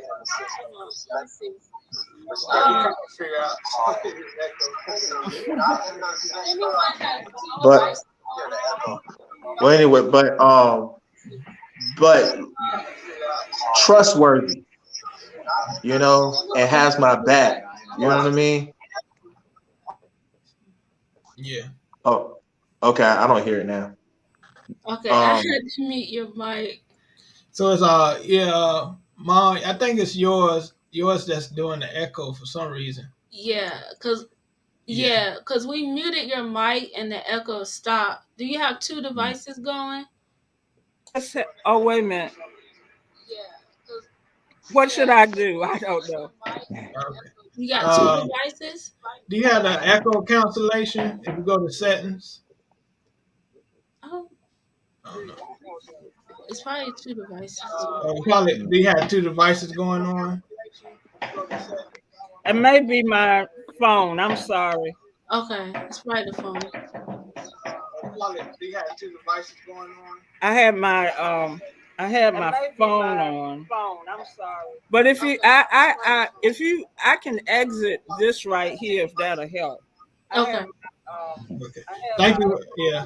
Thank you for coming on. If you can come back on without if you come back on without the echo, see if you can come Okay. Echo. Okay. Thank you. Okay. Thank you for coming on. Yeah, if you can come back on. Okay. But yeah, that's what I would want. You know, I mean, I'm not getting into the whole financial thing or the sex thing, but for the most part, just her being respectful, respecting me, and letting me be the leader. You know what I'm saying? But of course, I have to be that. You know what I'm saying? She's gonna have to see that. If I don't be that, that's another thing. But just knowing that and that I am the leader and everything like that, and like that's what we want. Like men, we want respect. You know what I'm saying? That's all we want to be respect. Like I said, I mean, I want love now, but if I had to choose between respect and love, respect. I had a question of for course, you. Love. I had a question for you. So if she wanted to lead in a certain situation, would you mind following? Nah. I mean, like in regards to what? Like, so my wife is a pharmacist. So anything medically related in our household, she takes the lead. I defer to her. Like, hey, what do we need to do in this situation? Oh, for sure. Yeah. Like I mean, I'm just saying, like in like, for example, like let's say if like she works and I didn't work because of disability. You know what I'm saying? You know, as long as she knows that, hey, look, she's not if she feels like, okay, because she's bringing money, that she's providing, but I'm not being disrespected. You know what I'm saying? Because you know what I'm saying, I'm limited. But no, as far as that, because the thing is that she's educational in that department, and she's taking care of the family, and she has the family's best interest. So things like that, yeah. I'm just saying in the sense of the titles of the roles and everything. You know what I'm saying? What I noticed, so when I first got married, I kind of felt kind of similar to, it sounds like kind of similar to how you felt. Like I felt like there were certain things that a wife should be doing. She need to be, you know, washing the dishes and folding the clothes. And you know, over time I realized that, you know, you get some fights with that. You know what I'm saying? Sometimes I gotta wash the dishes. Sometimes I gotta fold the clothes. You know, sometimes, especially, you know, when she's pregnant, sometimes I gotta take over and do everything. You know what I'm saying? That's true. So it's just different times. Like I feel like, you know, when it comes to certain things with the partnership, one person will lead. You know, one person will lead, one or the other. And I trust that, you know, she'll take us in the right direction. Just like I feel like in situations where I lead, I'll take us in the right direction. I feel like we work as a team. And because, like, you know, it's not the olden days where one person is making all the money and the other person is not, I feel like it kind of gets split nowadays. Right. Yeah. No. I agree. Yeah. I guess I'm looking at it overall, but like you said, like in situations that, you know, definitely, like, you know what I'm saying, I know it's going to be like, especially like you said, like if she's pregnant, you know what I'm saying, like that, I'm gonna help around the house. I mean, that's no doubt. But I'm saying in the sense of overall, like just the title, like your husband, you know what I'm saying, you're provider, you're a king of your castle, you know what I mean, like that. You have rules and record. Like when I was in my parents' house, this is my second time and my last time leaving out the house, but I never forget my neighbor was like saying like, there's only one king in that castle. There's not two kings. And I never forget when me and my dad would bump heads and stuff, he wouldn't say, don't talk back to your mother. He said, don't talk back to my wife. You know what I'm saying? So the thing is that I had to respect that, and it made me realize, okay, I got to change my mindset. You know what I'm saying? And when I would date or whatever in the early stages of being nice, I was always like being a yes person. Like I was always asking her, like, where do you want to eat at? Yeah. And she didn't want to tell me, but she would be like, well, you choose. You know what I'm saying? What do you want to eat? Because she wanted me to have that choice to do it. Yeah. She wanted me to lead. She would give me that example. But I was doing a lot of like giving to her and she didn't even earn it. You know what I'm saying? I was showering her with gifts as if she was my wife. You know what I'm saying? And she didn't even. Yeah, and I think if you find the right one, it's kind of like sometimes, Lynette will ask me where I want to go, and and vice versa. And going along with that Arch about sometimes you gotta wash the dishes or cook, because sometimes Lynette, she might be real tired, and she something like that. I don't feel like cooking. Sometimes I'd be lazy too. I like we just pick up something to eat, something like that. And so it's all I feel like you just find a routine. I feel like it depends on who you're with. Like I feel like some people are stronger at certain things. Like some people are just raised to like, I just do the dishes. Like when I was at home, my parents, I do dishes all the time. So that may be the guy in that relationship. But in another relationship, the woman does that all the time. I feel like it just depends on who you're with, and you find each other's strengths and you work off their strengths. And and the weaknesses. If they have weaknesses, I tend to, pay all the bills and stuff when it comes to dealing with the finances, because that's a strength of mine. I like to stay on top of those things. And then, and other things like medical stuff, she takes care of all the medical stuff, or it just depends. Like, and I can't really say that it's a one shoe fits all, because I feel like in every relationship is different. I meet different people in different relationships, and it's completely different with them. Like my wife's a planner. I'm not a planner. I just jump out there and do stuff. So when we do trips and stuff, she does a lot of the planning. But then I have another friend where the man, he's more of the planner. You know what I'm saying? So, I feel like it's just, you'll know when you meet that person and y'all be able to work things out. But I think in the beginning, it's kind of hard to just say, how it's going to be. You just don't know. That's true. I have a question.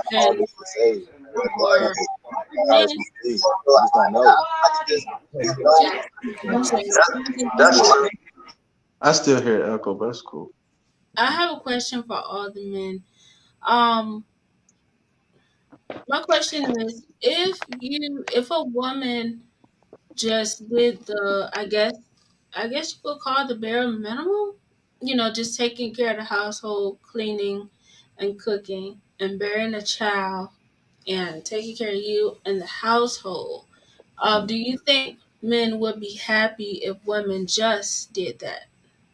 Child. Yes. Yeah, taking care of you. I think that depends. I think it depends. Like what I notice as well is just like, it depends. Like a lot of times the way a man act, I feel like it depends on what he can afford.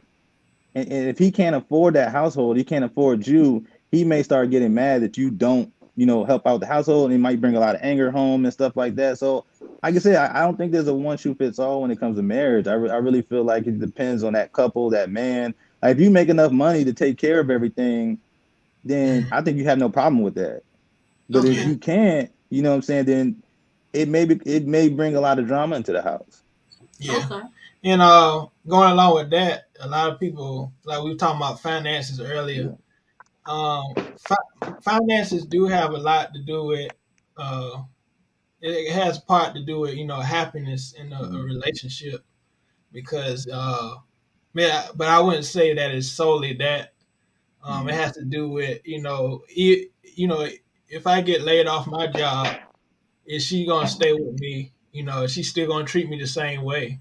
And, vice versa. And how you feel about that, Arch? I think I'll be honest with you. For me, I prefer my wife to work, and I'll tell you why. Is like I think that I make enough money to help both of us, but at the same time, like when you're a man and you're making all the money, like a woman is still a person at the end of the day. And when it comes to Christmas time and she wants to buy everybody gifts and you're looking at her like, hey, what you buying all these people? They don't need no gift, then she's gonna start feeling the type of way because you're not giving her money to buy everybody she wants to buy gifts or doing things that she wants to do that you feel she shouldn't be doing. It's like now it's just like there's the friction there because you're not giving her the money she needs, and you may not have that money. You may not feel like you can afford that. And it brings in a lot of stress in the relationship. Whereas if she makes her own money, she can do whatever she wants with her money. Yeah, but I feel like that definitely hurts a lot. Yeah, because I'm like that with Lynette. I want, even though I'm the man of the household, I do want her to have her money. So if say I'm at work, she don't have to call me and say, oh, can I have some money? So I want her to be financially, stable and stuff like that. So she can, handle the things, if I'm not there. And I know she want the same thing for me. She don't want me to like, can I have some money, Lynette? Yeah. Because then I think then you start to really feel that syndrome of like, no, you do whatever I tell you to do because I'm the one with all the money. It's just like I feel like I think it causes a lot of the problems because like at the end of the day, you can lead, but your woman is not your child, and she will show you that over time if you're in a relationship long enough. Yeah.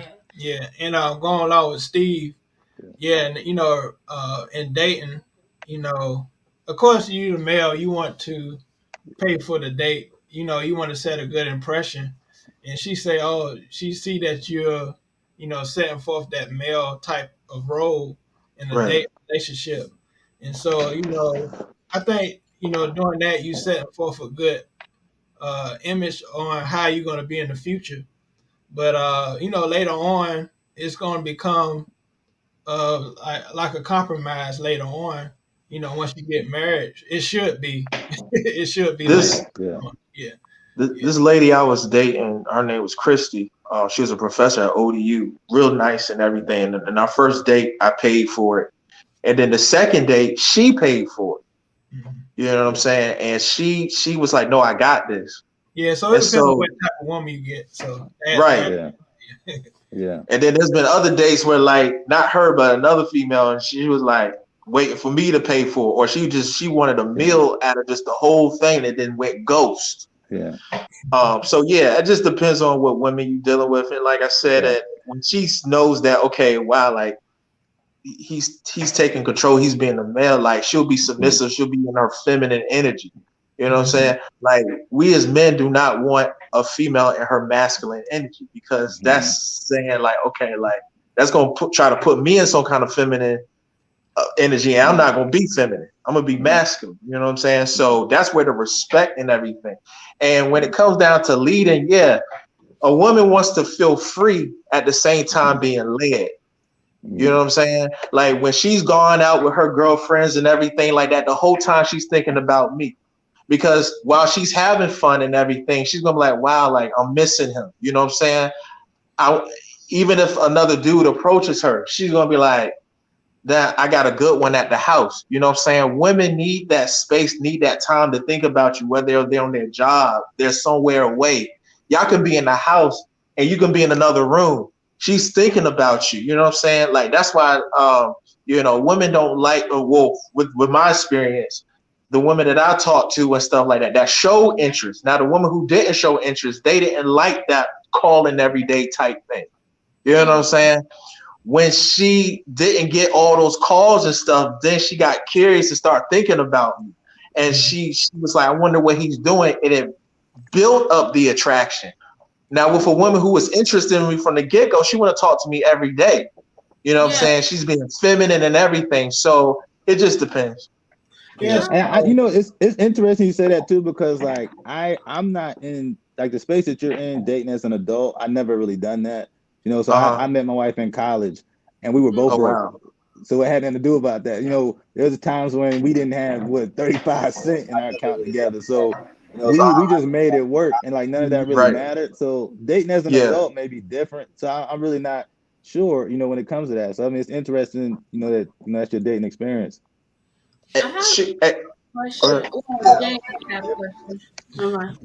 Oh yeah, I forgot. You go ahead. I forgot what I'm about to say.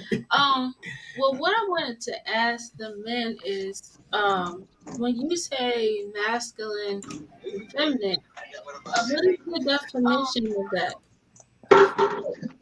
When you say masculine, like if women that's acting masculine, like what is she doing? they're being like a man. They're acting like a man. Like they're the one. Like if I'm gonna use me for example, right?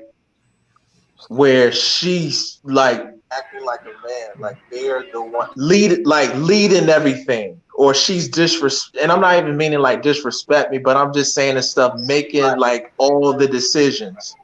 You know what I'm saying? Like when I say women want to be led, I'm the one being led by her the majority of the time, and so she's actually losing respect. So, like for example, if I was saying, "Hey, if I'm always asking her, not to say you can't ask a woman where she want to eat, but if I'm always asking, right? And this is a woman who didn't have maybe not all the interest, but maybe just a little bit. But if I was always asking her where she want to eat, and then she say, "Well, where do you want to eat?"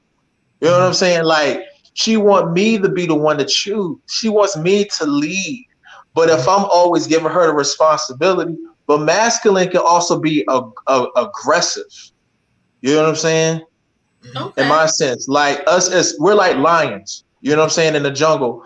And if this woman right here like is that lion, and she's overpowering me, I could be in a little corner in the way of my actions is just being scared. And she's done walked on top of me because the thing is that I've given her the leadership. Okay. You know, it's put her in the position of leading. It's putting her in the position of saying no, no, no, no, doing this and that, the stuff that I'm supposed to do. You know what I'm saying? And because I did, go ahead. I had a question for you too. So do you think too that, I'm just asking because I don't know, like I said, I ain't dating an adult side or whatever, but the women that you're talking to, if they're adults and then they had their own career and they've had to take care of themselves for, past, I don't know how old you are, like 30 years or whatever, if they're 30. You think that may be a reason why, they may come off as more masculine is because they've had to make their own money and take care of themselves and stuff like that? No, because at the end of the day, like whether a woman has a career making a lot of money or not, that's why I talked to this one lady, right? And she has a career, or she has 2 jobs. She said, I need a man that's going to match my hustle. You know what I'm saying? So even though women have their own money and everything, they still want that leadership. That's why they say they want a boss. Like they might be a boss, but they want a bigger boss. In other words, just like the father that was in their life that said, no, this is not happening, or you got to be back at a certain time, or just setting some rules and guidelines. She's looking for that if she's interested in a guy, like a really true virtuous woman, she's looking for that guy to kind of like emulate her father. Like when I was nice, I wasn't doing that because I wasn't setting no guidelines or no rules. I was saying that I didn't have no respect for myself because she saw that because I wasn't leading, I wasn't showing anything. I was always being a yes person. I was giving her responsibility. Putting the responsibility in her lap. You know what I'm saying? So it caused her to like have this responsibility where she could not be led. She was being the leader. So it has nothing to do with what she necessarily has the money, because still at the end of the day, when it comes down to her dating or seeing that man, she's saying, is he a leader or is he not? If he's not a leader, I can't respect him. I can't rock with him because he's not showing any kind of fatherly example of what I want when I have kids with him, or the kids that I bring in the fold from somebody who he might still be a father, but it just didn't work with him, or he didn't be a father. Nevertheless, she's still looking for that example when it comes down to being in the household, because that's his kingdom. A queen wants to serve her king. If I'm not showing leadership, rulership, how can she respect that? Mm-hmm. Yeah. So, well, Arch, did you have anything to say to that about, men calling women masculine and what that really is? Because I think. I mean, go ahead. Yeah. Oh, when you finish what you were saying, I think he's about to go somewhere else. I was thinking about. Yeah, because I think sometimes women don't know how to be, because if she's angry or upset, she's masculine. But then if she is being a woman, she's too too emotional. So where is the balance for women, and is women allowed to be human in any type of form? I think that kind of goes back to, like I was saying before, why I think families are important, why I think marriage is important. Because if you are a boy that grows up with your mom and your dad, you see the emotions that your mom goes through. You see that one day she could be mad or she could be doing this, and your dad's just like, I ain't dealing with this today. You know what I'm saying? He goes in another room, but the next day they're happy again. Like you notice that about her as a woman. So then when you have your own woman, you're like, wow, like you doing the same thing. Like it's not something that shocks you. It's something that you kind of realize, like, okay, women, they're different creatures. They have different emotions going on in their body. And one day they may wake up and they're just mad. But, because I'm used to that, because I've seen what a marriage looks like before, to me, it's not, I told my wife before, like, it's never crossed my mind, no matter how crazy things have gotten, it's never crossed my mind to leave. Because I'm committed to this marriage. It's like, I know you're going to have days, that you're mad or sad or something like that. But to me, it's like when it comes to the marriage part, once you commit to a person, you work with them through, however they're acting or something like that. But when it comes to them being like masculine, I'm not really sure what that means, because my mom, I'm saying right now, my mom's a first sergeant in the Army. My mom, wow. If you talking about masculine, my mama might have been a masculine one. I'm saying right now, like, but I never. So that's why when you. Oh, excuse me for 1 minute. Again, this is a very interesting conversation, and I think it goes back. I was listening to Steve earlier, and it's not a matter of women trying to be the. We live in a society now, like, I'm woman, hear me roar. But in a marriage, and I think, Arch, you said it earlier, there are different things that the man may be good at. It may be something that the woman is good in leading at. But what I believe that should happen in a marriage is, although there may be strengths in different areas, still let the man be the man. Let him be in charge. That's like, let me give you an example. In our family, in dealing with finances, I may be more of the person that does the accounting. But my husband says, I'm the overseer. He is the overseer. And he needs to be the overseer of everything that's going on, whether we're talking about raising the children, dealing with finances. We have different strengths in different areas.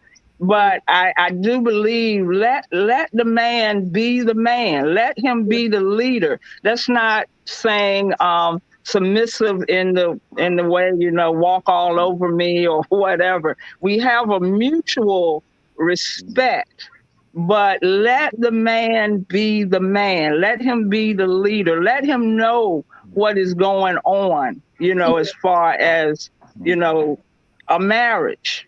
Yeah. If that makes any sense, because that's what we have learned. It's not that I'm it, I'm the leader and I'm in charge.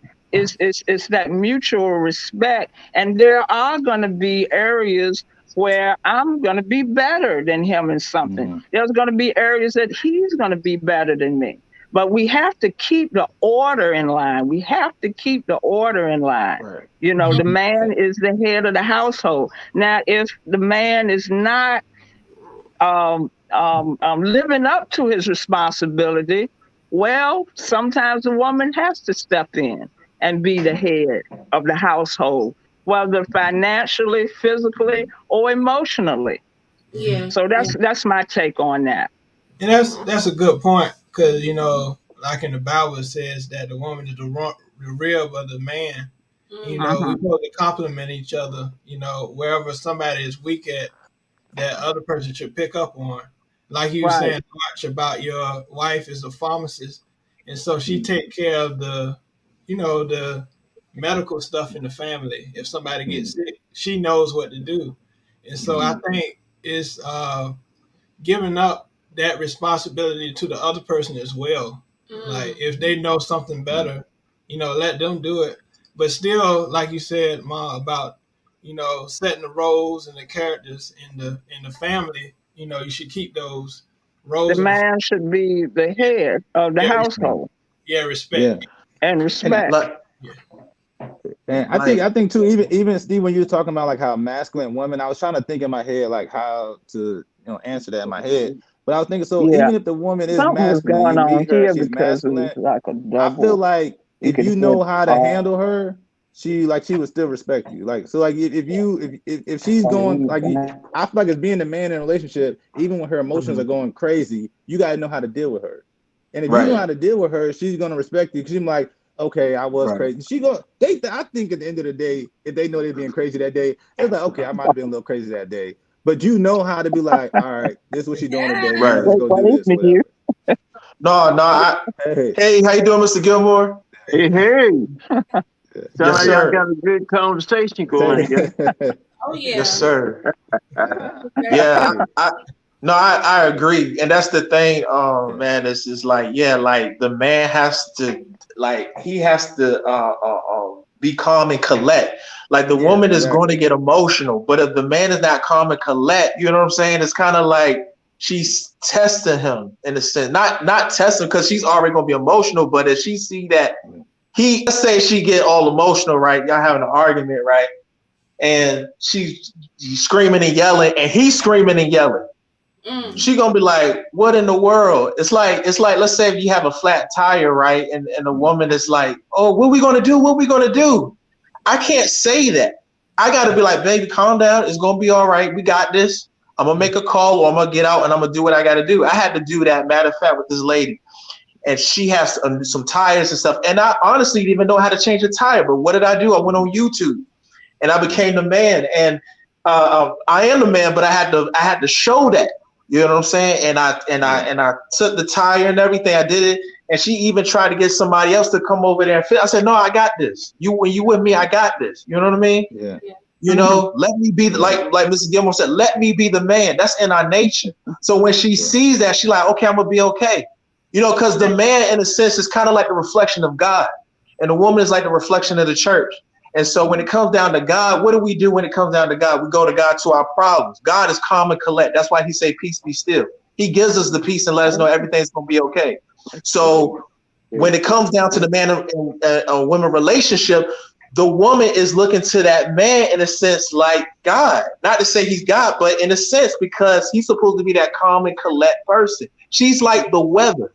You know what I'm saying? Sometimes she's going to feel like spring. Sometimes she's going to be like fall, winter. Yeah. But as the mountain, the foundation, everything's going to be okay. That mountain is going to continue to remain and stay. Like you said, I'm going to stay and commit in this relationship. And that's what women want in a man. They want him, no matter what weather she brings to him, he's going to be calm and collect because he's letting her know that even in the chaos of us having a disagreement, I'm going to still remain. Because when you see this, when it's outside the walls, I'm going to be the same way and you're going to be okay. Wow, Steve, you said a lot and I like what you said. You about to preach. Yeah. I said, where the organ at? Where the organ? I love what you said. Women are like the wind. We change so much. We have, we go through all the changes. And the men have to be like a mountain. Because when I'm going through a lot, my emotions change, go up and down, change. He just listens to me a lot.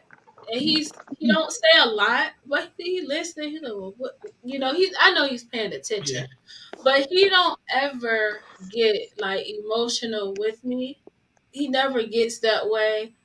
this is James like this. What I'm like this. That's how he is. And so it's I learned to deal with it. That's how he is. But okay, a question that I want to ask you, Mom, is how should women deal with their emotions? Oh wow. That's a $64,000 question there, because as you said, we are built to be emotional, more so than men, I believe, because especially we're built, just like in when you start having children, the mother is more of the nurturer, and the man is more the disciplinarian, in most cases. And of course, there's a lot of things that can affect women's emotions, hormones, or just to name it. And I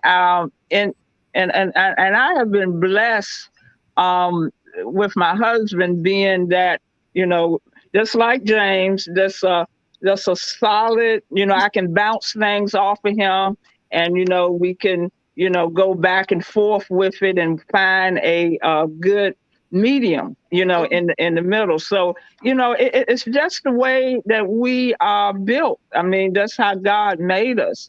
I wouldn't say, try to, sometimes I might see something on TV and just start crying, and my husband said, "What's wrong with you?" I mean, it's just the way. Now that he does that too sometime now, but it's just the way that we're built, and once we learn each other, we can bounce things off each other, and have a happy medium.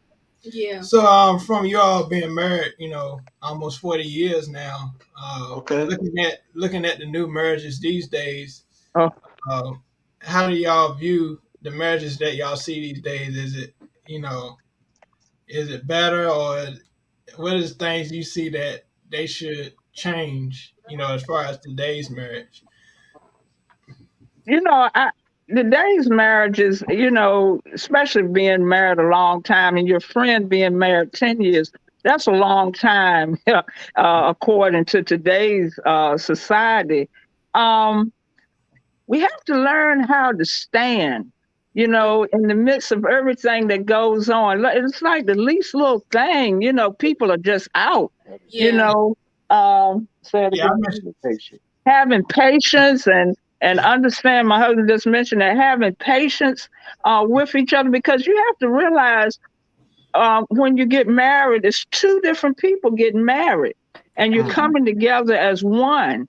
And today's marriages, except for Archdale, been married 10 years, and I'm pretty sure he's learning this too, is that, people are just so quick, to just get out of stuff for any little thing, that the one thing that we said at the beginning of our marriage, we didn't even say, we're not even going to mention the D word.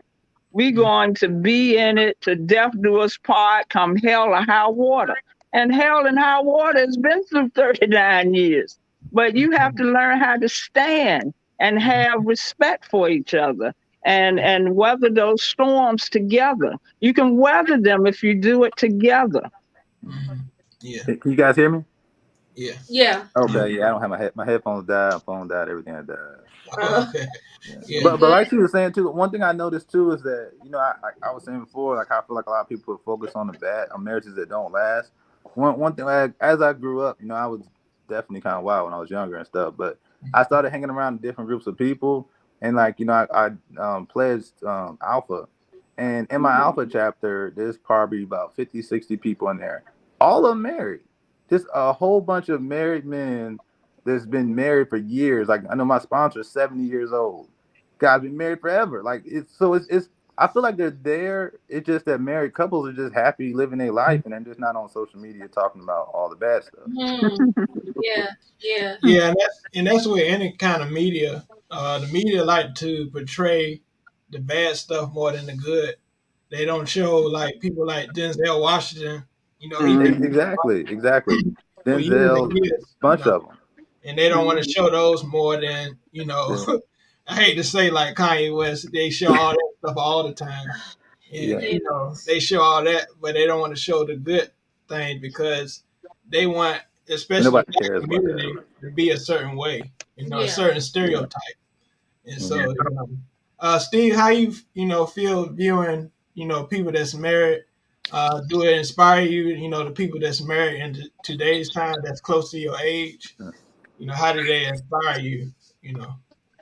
It does because I mean, it's one thing looking at your parents because like my parents and you, Mr. Gilmore and Mrs. Gilmore, like y'all been married for like 30 something years, and Arch, your parents been married for 30 something years. So like you see that, but to see somebody around your age, it's like, okay, wow, like okay, this I can see like what I could get a glimpse of, you know what I'm saying, like what a marriage looks like from a younger perspective. But yeah, like it's encouragement, and it lets me know that hey, like for example, I see y'all marriage and it's like wow, like I see how y'all compliment each other, y'all supportive of each other, unconditional love, the example. So it's like, okay, God, right now, like my mom said, you have to be Mr. Right, like before you can find Mrs. Right.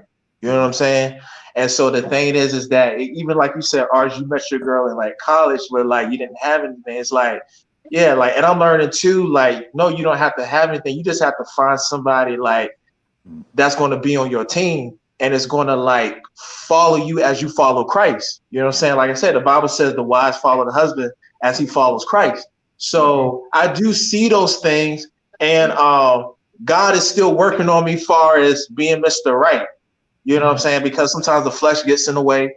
You know what I'm saying? You're looking around. I mean, I am single, but still, like, you're looking for the qualified one, and you're praying and asking God to lead you. But in the meantime, I see great examples like yourselves where like y'all showing that unconditional love, even when you have your disagreements, you're working things out.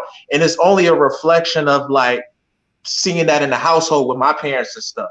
Like I met a couple that were like married, like around the same years as y'all, and they said that we wanted to leave, but what? Don't get me wrong, we wanted to, but guess what? We committed. Like Mrs. Gilmore said, right now we living in this microwavable thing where everything is like fast. You know what I'm saying? Like you got to keep up, and social media can be dangerous, yeah, because that drama, people, it just turns something on in them where they like, wow, like, like it gives them an input. But even people who reply to that, they're like saying like, they're actually pointing out what could have been done, what should have been done, what this person didn't do, what this person could have done. So people still, even who haven't been married, have a glimpse of what a marriage could be because they've seen it before, whether with their parents or somewhere else. But by y'all showing it, it does give hope because, yeah, a lot of times people don't outline the good. But because I've seen it, I know it can be done. And the examples that's been shown. So it's like, commitment. First of all, I feel like just being on one accord with God. Yeah. You know what I'm saying? And then commitment, trust, even compromise. There's times compromise have to happen. I ain't gonna necessarily. I did say in the beginning. I think I said all the time, but I want to say sometimes compromise can be good. But it has to fall on not just one side, but the other. Like not just me, but her, not just her, but me. You know what I'm saying? So yeah. I had a question for you though. Like, so I think that people think also, especially single people, think that married people, and it seems like they're happy all the time and stuff like that. And I think that to them, they're just like, oh well, marriage is just always about happipness. There's a lot of unhappiness, but I think for married couples, they are such a team that even if me and my wife can't get on each other's nerve, like right now, we can hop on a thing and look like we're just happy. But I think so for you, do you think that you would be able to stay with a woman, through the bad times. Because like some of the things that that you may not like about her may come out later in a relationship after the honeymoon phases, and like say she's talking to her ex or something like that. Would you be able to stay through that, or if she is doing something that you would think that a wife shouldn't be doing? Would you be able to work through that through counseling? Or like, same thing with you. Like I say that for women. Like if the man cheats on you, are you going to leave him? Like, you know what I'm saying? Like some of those things that single people think married people don't go through, they do go through them. They just stick through them. So like, would you be able to go through those things? I would, but to a certain extent. And the reason why I say that is because I've seen examples of a newlywed where whether the wife cheated or the husband cheated, and they worked through it. You know what I'm saying? There's been times where I say like somebody that I know in my family like been through that, and they said and stuff that I'm not taking her back. You know what I'm saying? I'm not taking her back. Or I heard over here where they said oh, this is not going to work, or I'm not going to be with them no more like that because I'm in love over here. And guess what? Because of counseling and prayer, they remain. I had a lady on my job. Her husband said he would never go back to drugs and went back. Took her car at the job and left. And people, family, church said divorce. And like you said, they were like, we're not going to divorce. And she didn't. And they're married now. They've been married now like going on almost 20 years. Yeah. So seeing these examples and stuff, it makes me look at what not to do and what to do. But it also gives me the choice of, with prayer and guidance, how much I love this person. Am I going to endure? You know what I'm saying? Am I going to endure? Now, there's one thing where you walk through something and you say, okay, like, oh, this is not going to happen. Through counseling, we're going to work it out. But if it continues as a cycle, then that's when I need to question it. Do I stay in this? Because when trust has been out the door and you giving it time to be earned back and it continues to go far away, then you have to let it go. Yeah. But if you're fighting for, go ahead. I feel like in a situation, I feel like the only difference between a divorced couple and a long-term married couple is that the married couple just stayed together. I feel like they go through the exact same things, except for that married couple stayed together. And the divorce couple just gave up. And I feel like when you do divorce and when you do break up with people, it just makes it easier for you to do it with the next person. Because then as soon as something happens, it's just like, oh, well, I'm leaving this person. Because and it's hard for me to say this because I feel like every situation is different. I can't really tell somebody what to do with their situation. But for me, it's just like, I don't really see a reason why. I feel like if you did the due diligence in the beginning when you met the woman you're with or the man you're with, I feel like there's really, once you get married, I don't see a reason why I would leave my wife. I don't know, man. It's hard. It's hard because at the end of the day, I mean, there are things that could probably happen that I could eventually, but it's a hard situation. I don't really know how to answer stuff like that. I don't know. Yeah. Well, as I was listening to you all, and you all have some very good points, and the thing that came to mind, the situation that came to mind, was the Clintons, when Bill Clinton, and it was all, worldwide, and the Monica Lewinsky, and people said, Hillary, you should leave. And she's stuck in there, and they're together. And of course, it was bad. It was rough. Yeah. And, I think the pressure that young couples have more so than is the media, is the people around you, is the pressure. And I like what y'all said. Look to those good examples. We got plenty of bad examples of marriages, but good examples. When I first got married, there was certain things, and the main people that's trying to give you advice are people that are not married. Child, I wouldn't do that if I was you. And are you married? No. So you look to those as good examples, like your parents, if they've been together, and between God And those good examples that you see, because like I said, we have enough bad examples. And, I kind of agree with you, Arch. I like that. The only difference between a divorce and those that stayed, the others, is that you stayed together through thick and thin. In the Bible, it tells you some reasons that you can get divorced, but God never really supported divorce. He only brought that about because of the hardness of man's heart, and the Bible will tell you that. But there are certain things, like adultery and things like that. But even the Bible says that if that partner, even through all of that, chooses to stay with you, you should let them stay with you. So if we do it like the Bible says do it, I believe, Archie, you are exactly right in that. Yeah. But going back to the younger couples now, you have a lot of pressure on you, more so than me and my husband, because you got media, you got all these people on the outside that's trying to tell you what to do, and you have to choose who you're going to take counsel from. Yeah. You have to choose, yes. And I think I have something, because just listening to everyone talk about marriage and staying together, even in those times where things are shaky or there may be some trust issues. Well, I think the problem I have with marriage is that why do people go into a marriage knowing that they're going to do something that they shouldn't be doing? And I just find it unacceptable.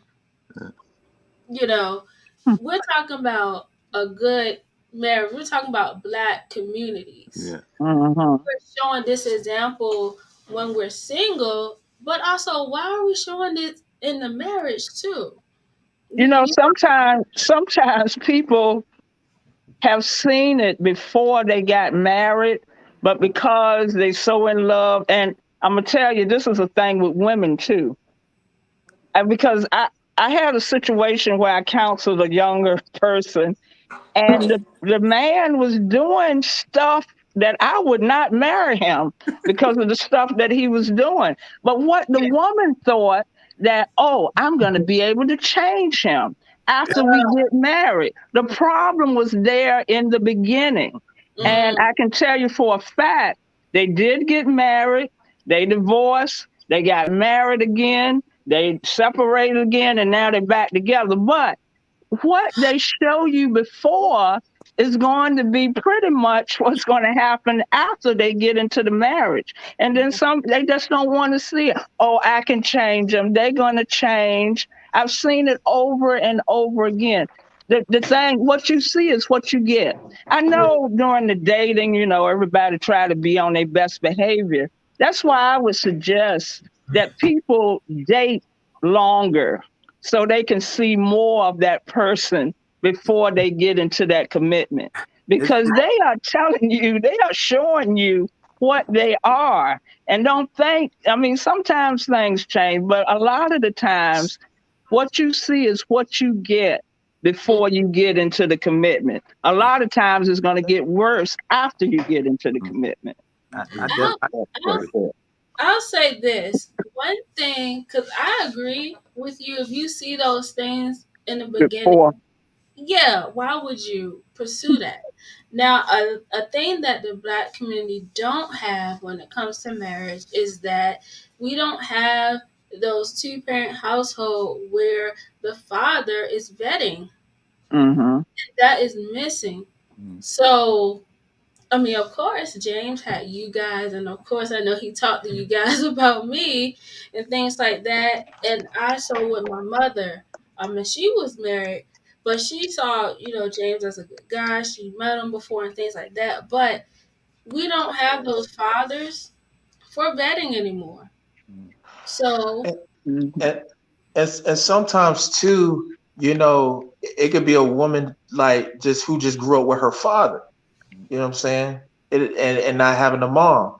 you know what I'm saying, to guide her, you know what I'm saying? And then the father knows like game and everything like that. You know, he's going to definitely like teach his daughter, you know what I'm saying, to do this and that, watch out for this and that. And, you know, so, and I've dealt with that where I'm talking to a woman and she grew up with just her father and she has so much game. And I didn't even understand it. I didn't know I was being played and all that. Well, first of all, I was being a yes person. And going to what you were saying, Mrs. Gilmore, about the thing is about the woman wanting to change the man, being nice and stuff. She'll look at that as being bored because she's like, dang, like there's no drama, there's no kind of excitement, no fun. And the thing is that like, so she'll move to somebody who's toxic because that's like a science project for her. Like she feel like she's doing something. So like if she is the changer, then she'll get credit for it. She want to feel like she's done something. In a sense, like I was telling this lady, I said you got to look at it kind of like a sense like a mother trying to chase her son around the house, right? Like he's cutting up, but it's like a nurturing thing because women are nurturing. A woman will nurture a guy because he's not being a man, he's being a boy, but at least is giving her the responsibility to try to change him. Yeah. You know what I'm saying? So there's nothing I know too. When it comes to that, I feel like sometimes that those people that do, like you saying that they mess with a guy who's messing with a whole bunch of women. I have friends now that are single, and sometimes I talk to them, and to me it seems like they're just attracted to that. So even if they leave that person, they just find another one just like it. Like, you know, I have friends that date women that just want to be out in the clubs and stuff like that. And then, you know, they get with them and then they cheat and then they leave them. Then they just go find another one that's in the clubs and stuff like that that's doing the exact same thing. So I'm like, if you're attracted to that, man, it's kind of like a curse. It's like, well, I don't know how you can get out of that. Well, right, because especially because it's like two people doing that. Like it was this chick I was talking to, right? And she stopped talking to me for a minute because I was being a little bit too clingy. I was calling her, right, too much. At first, in the beginning, I wasn't doing that. And I noticed that the less I had called her, the more attracted she was to me. But when I was calling her every day, I had built the attraction. You know what I'm saying? Because, you know, a woman's emotions change like night and day, right? So like 1 minute she could be feeling me, 1 minute she don't. But the thing is because I was mysterious, because women like men who are mysterious, when I won't be mysterious, she started to push me away. And what happened was she met another guy that was kind of like me, where like in the beginning, everything was cool, right? And then he was doing the same thing I was doing, calling every day, because what happens is that when you spend time with somebody that you're interested in, guess what? You start to have the attraction's there, but you start to have feelings. And so because I didn't allow her to exercise her emotions and I became the emotional one, she backed away because she needed that time and that space. And what women will do is that if there's some little interest, she'll fall back, right? And if I don't continue to do what I was doing, she'll be like, oh, I wonder what he's doing. You know what I'm saying? Like that. And it gives her that like, okay, wow, I missed when he was chasing me. You know what I'm saying? So anyway, when he was doing that, she fell back and came to me because I had stopped doing what I was doing, pursuing her so much. Yeah. But see, both of them were going through a thing where they were both hurt. I think you know what I'm saying. I'm a clingy person too, and what I did was just find a clingy woman too. So then we both clingy. Because like I can't do that, falling back, and I'm a clingy person. I like to be around my woman, and I like to call every day. And you don't talk to me every day is a problem. Like that's right. I can't deal with that. But see, is a difference when you know what I'm saying. You both love each other, but for somebody who don't, in the beginning you're meeting and stuff, you can't just show all your cards and everything. Like for example, I'll tell a woman and stuff, hey, I got feelings for you, right? And then it'll completely turn her off. And I know you will probably say, okay, we'll move on to the next one. Yeah. But at the same time too, you have to learn to women, just like anybody, you appreciate something that you earn. You know what I'm saying? Like if I shop. Can I add something to it?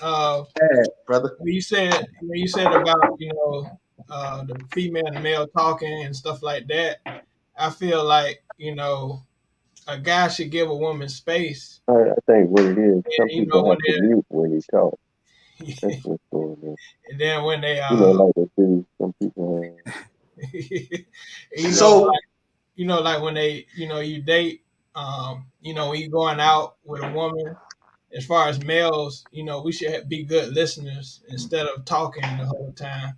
And I think that's a turn off too for females. And so, you just got to create those things. Maybe the woman talks a lot, So I talk a lot. So a woman, I'm always talk a lot. But see, you should listen. You should listen, but also too, you should not be afraid to be yourself. And somebody's talking. Oh, you should not be afraid to not afraid, but you should still be yourself. Like you should still, for example, if I'm talking to her, right, and I'm asking her questions, because I do that. I ask a woman questions. Now, a woman that's not interested in me, she'll be like, "You ask a lot of questions." I've had women say, "You ask a lot of questions." So what I do is I'll ask her questions, but I also if this, let's say we're talking about music, right?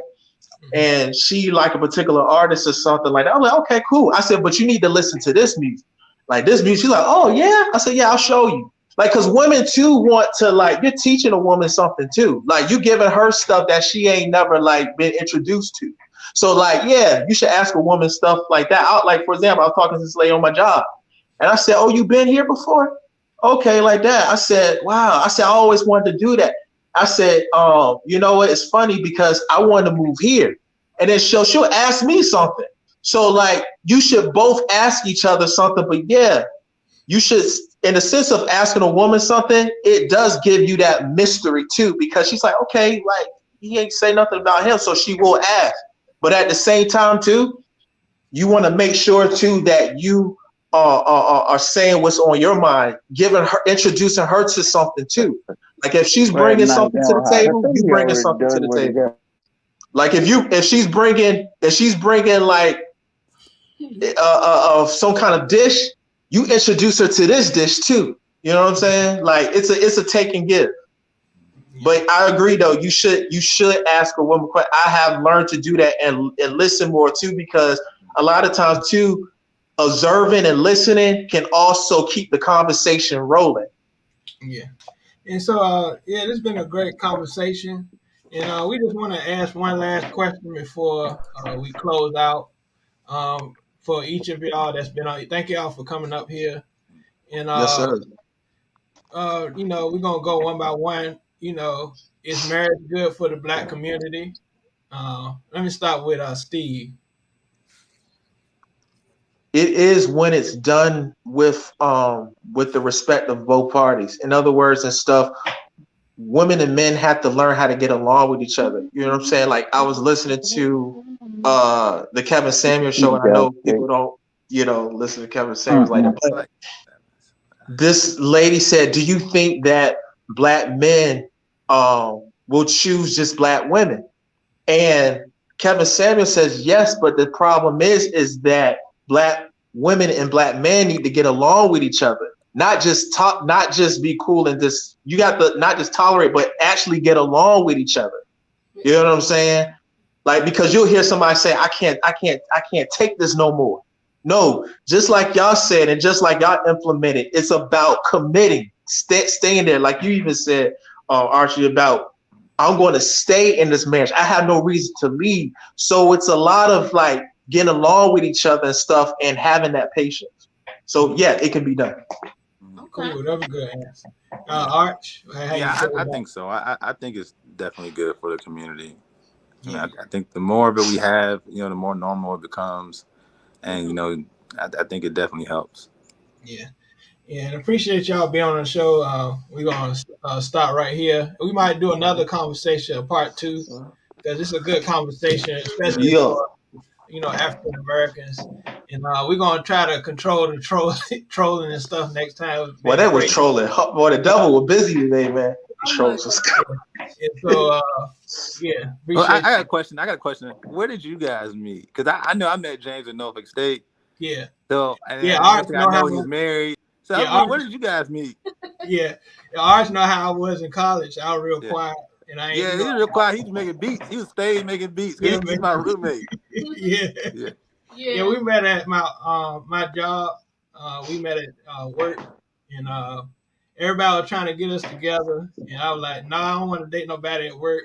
And then I was like, "Okay, let me take her out to lunch and see how she is." And then from there, we've been talking, and then we were dating for like 4 years, and then we got married. Stuff like that. Congratulations. Appreciate it. We've been married going on 5 years this year. So. Okay. Oh man, I got married before you did. Then I wouldn't have guessed that back in those days. Oh yeah, yeah. You. I ain't gonna say. But yeah. So appreciate y'all being on the show. We're gonna continue this another time, and hope y'all join us again on another episode. Okay. And I hope y'all have a blessed night. All right. All right. All right. Same to y'all. All right. Peace. All right.